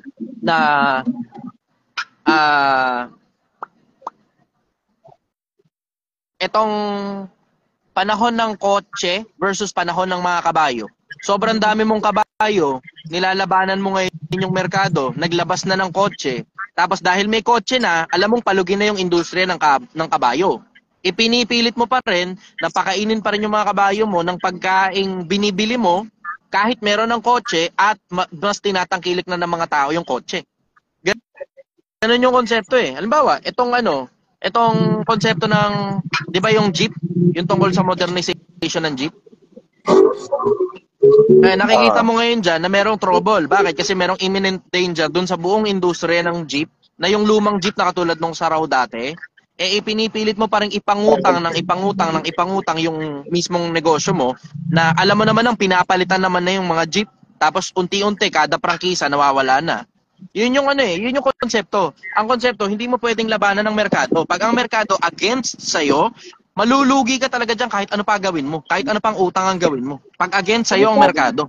Ngayon, kung ang dahilan lang naman dahil off-peak season, kaya naubusan ka ng pondo, tapos nagkamali ka ng desisyonan lang, ganun. Di mo nabantayan yung negosyo, ninakawan ka ng pera. Pero alam mo naman talagang pumapaldo naman talaga yung negosyo mo on regular days, lalo na kapag ka-peak season, yun okay lang na ipangutang mo kasi may darating talaga na maayos na panahon sa'yo eh. Ganun yung konsepto. Nakuha mo? Opo. Pero kung mas malaki na ang expenses mo sa daily needs mo kaysa sa source of, sa income na kung makapasok sa'yo, dapat mo na bang itigil? Kung mas malaki na ang you would want to stretch out. Ganito, kailangan alam mo muna, yung umpisa muna, alam mo muna ang merkado. Let's just put it into that context. Pag alam mo ang merkado, pwede kang umutang ng medyo mahaba-haba na kung maaari, baka mapagbigyan ka na kung ba 20 mil yung utangin mo, baka pwedeng i-stretch out ng 5 buwan yung 20 mil. Long term na utang. Kasi umutang ako mabilisan, kailangan bayaran agad. Bakit? Para makabuild ako ngayon ng trust dun sa mga taong inutangan ko. Na kapag nangungutang ako, nagbabayad ako at makakautang uli ako sa kanila, long term na susunod. Hindi ka delinquente. Oo, hindi ako delinquent. Hindi ako minsan-minsan pag nakakalimutan ko magbayad. Pero dinudugtong ako naman. Bawa. Kasi arawan kasi yun. Minsan sobrang busy. Alam mo yun, mamaya na. Taka na nga, tapos hanggang makatulog ka ng sobrang pagod mo, tapos kinabukasan, putang ina, nakalimutan ko pala magbayad. So ginagawa ko, minsan, may mga araw, 2,000 akong magbayad isang araw. Kasi supposed to be, 1,000 lang isang araw eh. So ginagawa ko, 2,000 isang araw. Hindi advance. Yung di ba, ngayon hindi ako nakabayad kasi nakalimutan ko nga eh. Yung susunod na araw, 2,000 na yung binabayad ko. Minsan, 2 araw nakakalimut ako. Yung pangatlong araw, 3,000 yung binabayad ko. So, tinatapal ko na lang. Pero updated pa rin ako sa payment. Ganun yung konsepto. Updated pa rin ako. Ngayon, kung ako umutang ako, ang dahilan nun para makapagpataas ng credit standing. Kasi kailangan mo yun eh. Kailangan mo ng mga taong mauutangan sa panahon na kailangan mo. Ganun yung konsepto. Ngayon, dahil nagpapataas ako ng credit standing dun sa mga tao na yun, kaya binayaran ko ng buo. Pag nangutang ako uli sa kanila, baka pwede namang yung 20,000 in 3 months ko babayaran. Kasi yung unang utang ko naman sa'yo, nabayaran ko, tapos may tubo pa. Tapos hindi tayo nagka-problema. Ganun na yun. Ganun yung konsepto. Good payer. Diba? Ganun yung konsepto. Ngayon, ang dahilan kung bakit ako nangutang nun, para ipakita sa inyo na for expansion purpose, at alam mo naman nasasang-ayon sa'yo ang merkado, okay lang na umutang. Tsaka alam mo umutang. Pero hindi yung tangina. Alam mo naman, walang pag-asa. Ipinipilit mo pa rin isurvive. Tapos nangungutang ka pa. Puta, ibabaon mo lang sarili mo sa ilalim ng lupa pagka ganun. Nakuha mo yan, brother? Tama, brother. Pero kailan ka dapat tumigil? Kung titigil ka sa negosyo mo kung kailan dapat, idol? Ikaw ang makakapagsabi nun. Pero I strongly suggest, unahin mo munang alamin yung merkado. Pagkabisado mo merkado, at alam mong hindi ka lalapat, itigil mo. Halimbawa, ganito. Mahirap kasi, idol, pag tumigil ka na, marami ka ng utang na naiwan. Ganito. Halimbawa, bigyan kita ng magandang halimbawa. Ka na utangan mo. Dali, ganito. Bibigyan natin ng magandang halimbawa. Isa sa mga magagandang halimbawa, yung panahon ng pandemya. So, lahat tayo nadali ng pandemya. May mga iba hanggang ngayon hindi pa rin nakaka-recover doon sa pandemya. Eh. Diba? O ngayon, halimbawa, ang negosyo mo nung panahon ng pandemya, resort. Tapos sinabi ni Duterte 3 buwan. Pero umabot ng 7 buwan yung lockdown. Tapos hindi pa rin tapos yung pandemya. Tapos lalo pang lumalala nung mga panahon after 7 months. Pagka ganun na, tapos nagbabayad ka ng empleyado mo, tapos resort ang negosyo mo, tapos alam mong wala rin namang pag-asa na makakuha ka ng kliyente dun sa resort mo, itigil mo na. Huwag mo nang ipilit. Kasi sabi mo, hindi na, yung konsepto, hindi mo kasi alam kung hanggang kailan matatapos yung pandemya. So pansamantala, i-hold mo na muna, tapos lahat ng inutangan mo, pakiusapan mo na muna, okay lang na bumalik ka sa pagka-empleyado. Okay lang na bumalik ka sa pagka-empleyado. Yung iba nga, alam mo, isa sa mga resolution nila, tumakas sa utang. As in, literal. Mahirap, idol. Yun ang pinakamahirap sa mga small business gaya namin, mga small business lang. Pero, kumbaga, yun yung pinaka-last resort. Kami sa business namin, hahabulin kami ng nautangan namin. Understood yun. Oo, naintindihan ko na yun. Pero ang ibig ko sabihin dun sa isa sa mga resolution yung tumakas sa utang, kaysa magpakamatay ka. Kasi may mga iba, in case hindi nyo alam, nagpapakamatay dahil hindi man dahil sa utang, dahil sa naluging negosyo. Gawin mo muna last resort yun, na tumakas ka na lang muna, magpalit ka ng pangalan mo, ganun, pumunta ka sa isang lugar na hindi ka kilala, kaysa naman magpakamatay ka. Kung yun na lang talaga option mo, magpakamatay, gawin mo muna last option ngayon, yung tumakas muna sa utang. Kasi in case hindi nyo alam, maraming hindi nagsasalita eh. Alam mo, ito lang ito punto yung akala niyo sa social media na lahat ng tao diyan na yabang-yabang sa internet, akala niyo pumapaldo ng pera. Iba diyan, kilala ko diyan, tad ng utang, iba diyan, palugi na talaga yung negosyo. Yung buong industriya na saturate na nila. Hindi na lang ako magsasalita, pero nakikita niyo naman yung mga produktong wala na resale eh. Diba? Yung mga produktong hindi na talaga tinatangkilik ng mga tao, pero ang yabang-yabang sa social media na para bang ang dating, sobrang yaman nila. Tapos para bang ang dating, mananatili silang mayaman habang buhay. Nakikita niyo yun sa social media, may mga ganyang klase ng mga tao na yayabang-yabang sa social media. Ngayon, tingnan mo, yung mga ganong klase ng mga tao sa social media, yung mga yan, alin lang naman sa dalawa yan eh. Yung mga nagsisipagsalita ng tungkol sa successan sa social media, alin lang sa dalawa yan. Either legit sila o scammer sila. Wala nang iba. Walang in-between dyan. Either legit yan o scammer yan. Walang in-between dyan na nagsasalita ng tungkol sa business-businessan, tapos nagyayabang-yabang, nagtuturo pa sa mga tao tungkol sa business. Puta, dalawa lang yan. Either legit yan o scammer yan. Pero tignan mo, karamihan sa mga nasa social media, hindi nga nila sinasabi na lulugi sila. Kung kailan yung panahon na talagang nalulugi sila, tas off-peak sila, kahit off-peak sila, nagpapanggap silang sobrang yaman pa rin nila at hindi sila nalulugi at kumikita sila 1 million a week. Yung mga ganun nagsasabing 1 million a week, putang ina, diretso scammer talaga yung mga yun. Pero ako, naniwala ko, idol, na lahat ng negosyante, talagang nalulugi yan. Kahit na pinakamarunong na negosyante, nalulugi pa rin. Isipin mo, Jollibee Foods Corporation nga, nung panahon ng pandemya, puta, lumagapak yung stocks nila eh. Yan ang pinakamagagandang indicator eh. Yung panahon ng yung mga pinakamalalaking kumpanya, makikita mong, alam mong nalulugi sila pag bumababa ang presyo ng stocks nila. Na oo, there's market correction, pero there's also ang tawag, pagkalugi. Ngayon, hindi naman automatic na nalulugi, automatic hindi na kaagad makakabawi. Hindi ganun. Pero nakikita mo doon sa mga malalaking korporasyon kung kailan bumababa yung stocks nila eh. Diba? Isipin mo, yung mga malalaking korporasyon na yan, tangina, hands down naman, diretsahan, mas malaki naman yung mga Ayala Corporation kaysa doon sa mga nagpapanggap na mga negosyantihang teacher ng negosyo sa social media. Mga nagpapanggap na kumikita ng 1 million daw a week. Tangina, 1 million a week. Naku, putangina. Huwag niyo akong lokohin eh. Yung iba dyan nagsasabing 1 million a week. Ang babaho ng pangalan niyo sa social media, pati taong bayan, basang-basa ka na eh. Yung iba, pinipilit na lang talagang isurvive yung mga sarili nila sa panluloko ng kapwa eh. Yun ang gamit nila, panluloko ng kapwa. Ngayon, ako diretso Kaya ng lahat ng negosyo bumababa, lahat ng negosyo nagdidip.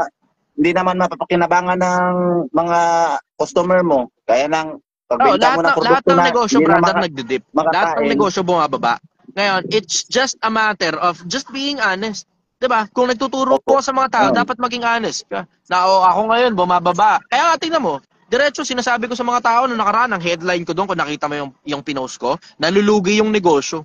Kasi yun naman talaga totoo. May mga panahon, lumulubog ka, may mga panahon naman, umaahon ka. Ganun ang buhay ng negosyo. Hindi yan lahat ng panahon, parang katulad ng mga influencers sa social media. Lahat na lang ng panahon, puro paahon ka. Tangina, kalokohan ng puta.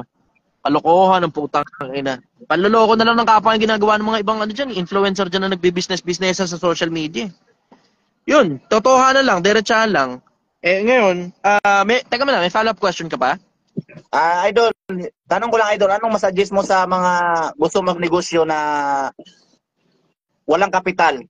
Pwede ba silang umutang muna pang starting capital nila o mag-ipon muna sila bago sila magsimula?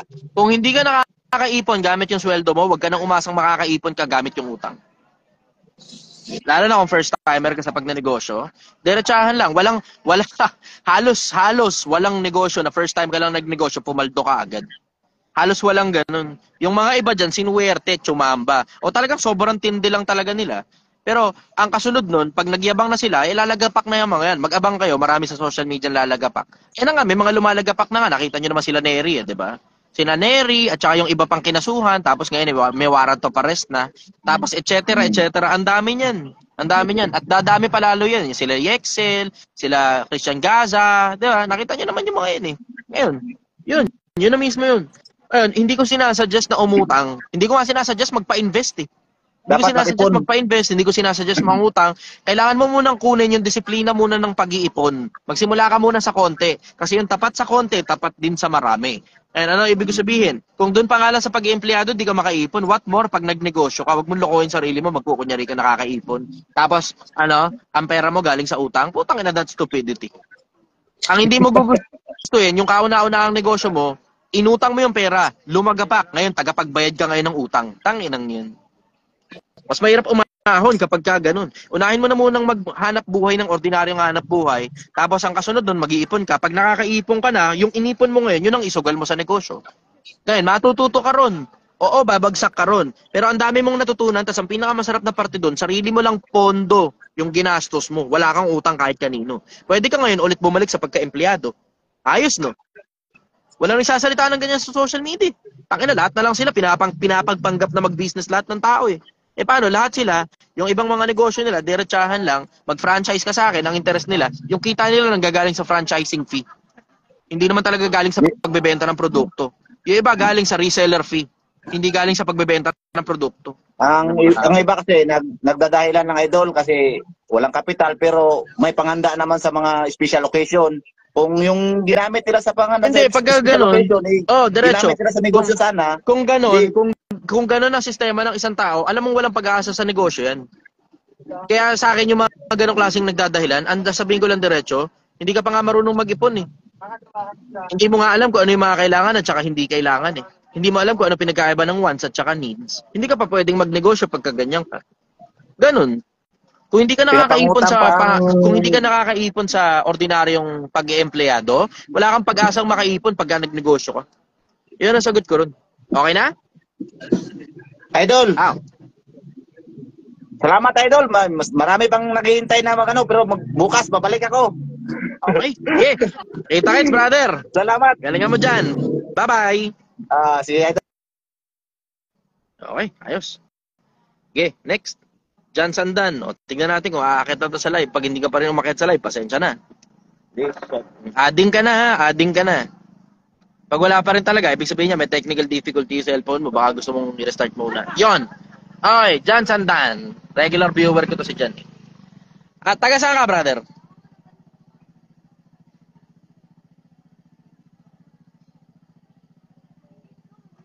Yun lang.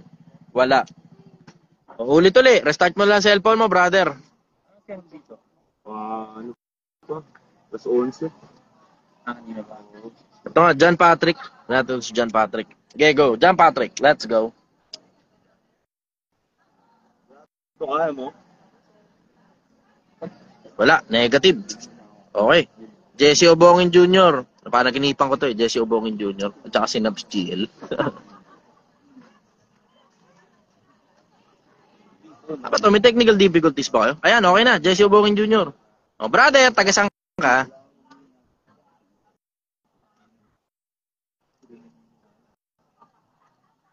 Baka ako may problema. Dali.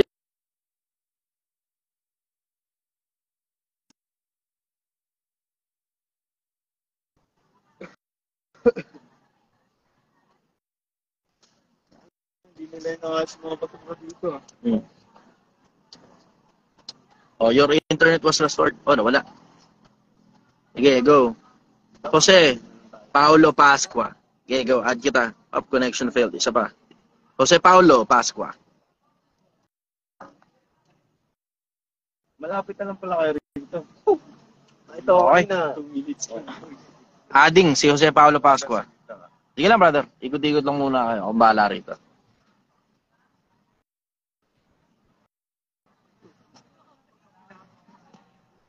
Okay. Wala. No. Subukan ulit natin Jesse Obongin. Oh, couldn't add yes. Person was unavailable to join because of technical difficulties. Wala talaga. Connection failed. John Patrick. Testing natin ulit si John Patrick. John Pepot.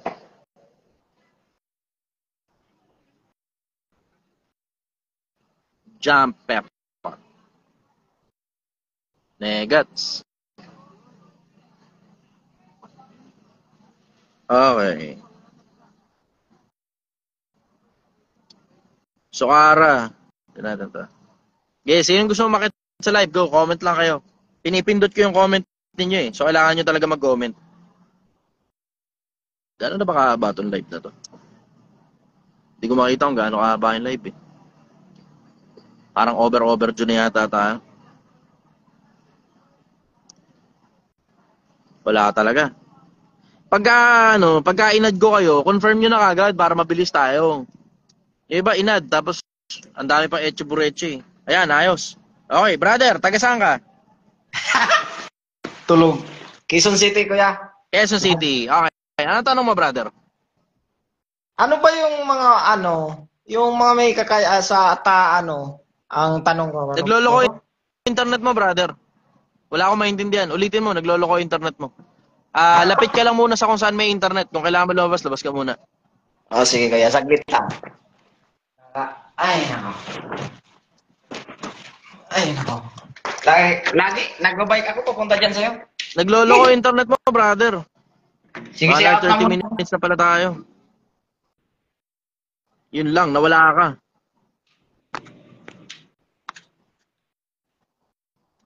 Yun lang. Okay. Oh, John Sandan, last question na to. Go. John Sandan, go.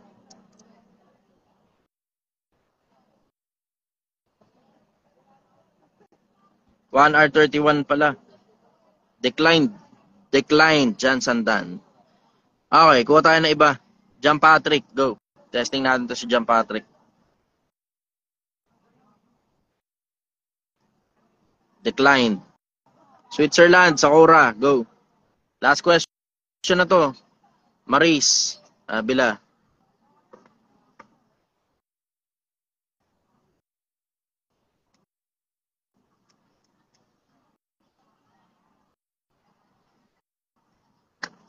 Jan Lucero. Okay.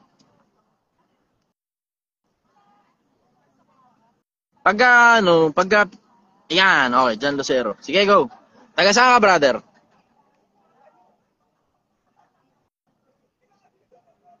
Diyan, wala ka internet, diyan.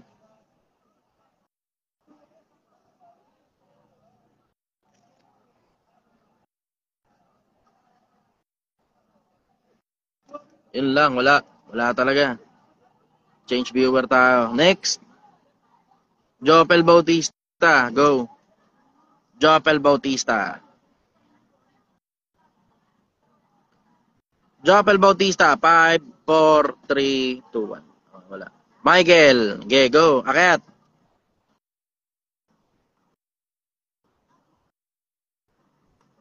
Michael Benz. Wala, wala rin. Okay, sige. 5, 4, 3, 2, 1. Okay. Pag-inad kasi kayo, i-confirm nyo na agad para wala na masyadong maraming etche-bureche. Sige, testing uli natin si Jopel Bautista.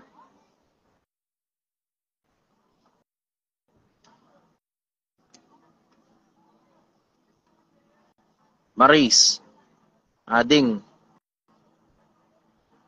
Wala talaga eh. Okay. Alfredo. Gusto makipagkwentuhan ni Alfredo, hindi naman pinipindot yung confirm. I-confirm nyo na. Pagka-inad ko kayo, confirm nyo na kaagad para mabilis. Pagka-inad, confirm.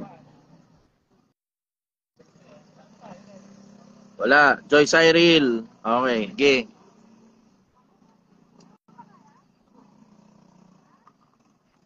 Yon. Okay. Good evening, Hello, brother. brother. Taga saan Hello, ka? brother. Kabanatuan lang, brother.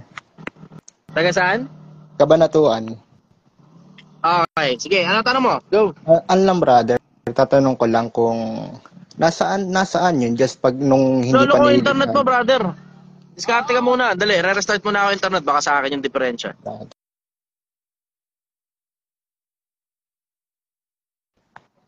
O yan, ge.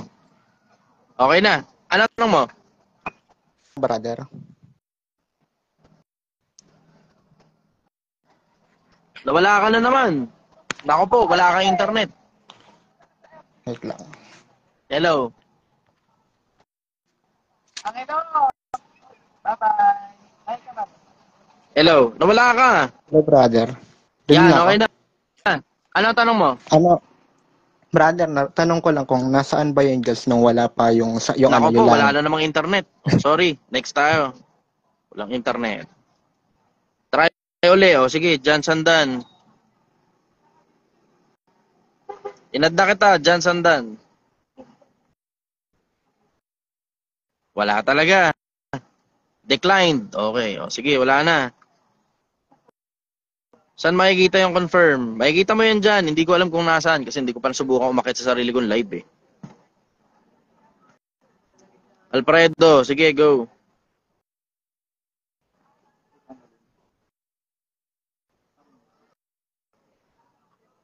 Wala talaga. Edward, go.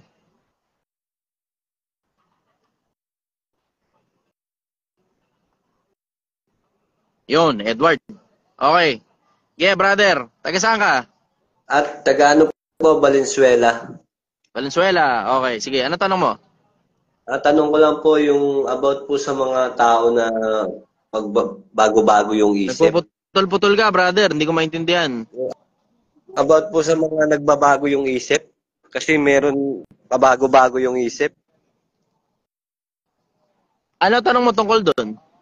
Ano, yung parang hindi sila ma-decide sa kung anong gusto nila. Tanong ko kaya mabuti kaya yung pakisamahan yung mga ganon. Kasi meron kasi akong girlfriend na pabago-bago ng isip. Sa tingin mo, mabuti ba kayang pakisamahan siya? Merong ganong level na medyo healthy pa ng konti kasi normal naman sa mga bifickle-minded eh. Hindi mo nakikita pagka pumupunta sila sa mall kung saan nagpupunta, ikot na ikot, ikot na ikot, hindi makapili ng damit. Hindi katulad dating mga lalaki, okay lang ako ng black na t-shirt. Punta ka sa ganito, bibiling black na t-shirt, isusuot, isusukat, pag okay na, yun na, okay na yun. Eh tayo, mga lalaki, okay tayo sa ganun eh. Pero may mga tao talagang, lalo na babae, masakit talaga sa ulo pagdating sa ganyan eh.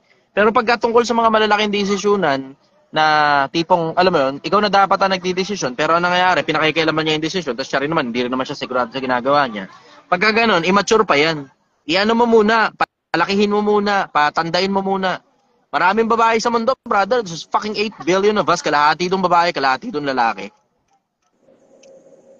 Okay, brother. Thank you, thank you. Ikaw na lang ang tumansya kung sulit ba. Kasi, ako kasi pag tumitingin ako sa isang tao, tinitignan ko yung perspective na, okay, ito yung mga bad traits na tong tao na to. Ito yung mga good traits na tong tao na to. Yung bang mga good traits niya, lumalamang sa bad traits niya? Kasi pagka bad traits ang lumalamang, nakasulat sa Biblia, ingatan niyo sarili niyo, ang masasamang kasama, sumisira na magagandang ugali. Baka yan pa maging cause na regular na lang, away kayo ng away, tapos bitter ka na sa buhay, bitter ka na rin sa kanya. Check mo sarili mo. Ikaw rin, tignan mo rin kung tignan mo rin kung nakakabuti ba siya para sa'yo o nakakasama. Kuha mo na? Kuha ko na, brother. Kuha ko na. Okay, thank you. Question, meron pa? Ano lang, siguro kapag nakakaramdam ka na ba ng yung parang nawawalan ka na ng gana, mas mabuti ka pa bang ihinto na lang o ipagpatuloy ko kasi baka mamaya magbago pa? Tungkol sa pagsasama, diretso, ako kasi tumitingin kasi ako doon sa overall perspective eh. Hindi ako tumitingin sa gana ko eh. Hindi ako ganun eh. Siguro dahil ganun kasi talagang iba ng utak ko eh. Ang tinitignan ko talaga overall perspective eh. Yung kasing kadulu-duluhan ng mga bagay-bagay. Yun ang Kasi tinitignan ko, yung kasing kabuuan talaga. Hindi ako tumitingin sa gana. So it doesn't matter na kung ganado ako o hindi. Pag yung overall perspective sa akin nagme-make sense at yung kaduluduluhan nun maayos, okay lang sa akin kahit hindi ako ganado. Ako na lang gagawa ng paraan para ganahan uli. Ganun ginagawa ko. Yun. Okay, brother. Nasagot ko ron. Ayos? Pwede pang isa pa? Palas Sige, na lang. go. Sige. Kapag ganito na feeling, kasi sa pinsan ko to pina-request niya lang talaga sa akin. Okay. Kasi ang nangyari kasi, yung pinsan ko, meron siyang asawa. Ka, brother, ulitin mo ulit yung tanong mo. Kasi yung pinsan ko, meron siyang asawa nasa abroad. Okay. Ang nangyari, yung asawa niya sa abroad, meron palang asawa rin dito sa Pilipinas. Doon niya lang nalaman. Paano niya naging asawa yun nasa abroad? Kumbaga kumbaga girlfriend niya, pero ang tawagan na nila asawa, pero hindi pa totally asawa. Kumbaga lang, magjowa. Lolokohan na sila, ganun. Ang problema, meron palang jowa din pala yung babae dito sa Maynila. Ang nangyari, nagkabalikan ulit sila ng ex niya. Ito namang yung pinsan ko naman, sabi niya, ng babae sa kanya, mahal niya pa, ayaw makipaghiwalay. Nag-aano na yung pinsan ko, kumbaga na rin na nagpuputol-putol itigit. ka. Ulit. So, merong yung pinsan mo, may jowa, tapos yung jowa, ang tawagan asawa. Tapos yung palang asawa na yun, na tinatawag niyang asawa lang, pero hindi niya naman talaga asawa, may jowang iba dito sa Pilipinas. Okay. Jowa ba yun o asawa itong nandito sa Pilipinas, nung babae? Jowa din kasi wala silang anak tsaka hindi rin kasal. Parang laglag niya na. Laglag niya na. Oo, kasi diretso, hindi naman kasi normal sa mga babaeng lalakero Hindi normal sa mga babae ang lalakero. Tanga na, pagka babae lalakero, may diferensya na utak niyan. Yung mga parang trauma, ganun, mga anxiety, ganun, tapos pinaparami nila yung mga jowa nila, ganun, para kung sakali may pagpipilian sila, tapos lahat yung pinipirahan lang nila. Tangina, lumang tugtugin na yan. Apokpokan na lang yan Para merong palipat-lipat kung sakaling masaktan yung isa, no? Para may backup siya, ganun. Pagka ganun yung babae, meron pangalawa, di ibig sabihin, hindi ikaw yung pinaka-the best para dyan, ilaglag mo na yan, kasi hindi ikaw ang first option. Pagka kailangan pa ng babaeng humanap ng iba, automatic yun. Pagka ganun, laglag mo na yan, wala nang mahal-mahal, kahit ano pa sabihin ng babae, laglag mo na. Kasi wala kang mapapala dyan, kahit isipin mo yung konsepto na kahit mag-commit yan sa'yo, magpakasal pa kayo niyan, magkakaroon pa rin ng iba yan. Ganon yung konsepto niyan. Gets mo? Gets ko, brother. Okay na ako doon. Thank you, brother. Okay. Thank you. Salamat, brother. Okay, next. Last na to. May nangungulit. Patry bro, last na to. John Sandan. Sige, last na to. Dinidecline mo Yun ang problema ko, dinidecline mo. Invite kita, didecline mo. Paano ka ngayon makakaka? Tamo katulad, dinecline mo na naman. Okay, wala akong magagawa dyan. Sige. Jopel Bautista, tingnan natin to. Pag wala na talaga, 2-3 try pa, wala na talaga, end na muna ako. Ayun, Jopel. Brother, good evening. Taga saan ka? Jopel. Wala si Jopel. Okay. 2 try na lang. Pag wala pa rin umakyat. Michael. Go, Michael. Connection failed. Isa pa. Michael.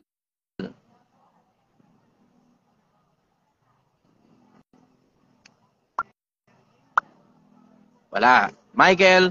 5, 4, 3, 2, 1. Okay. Orly.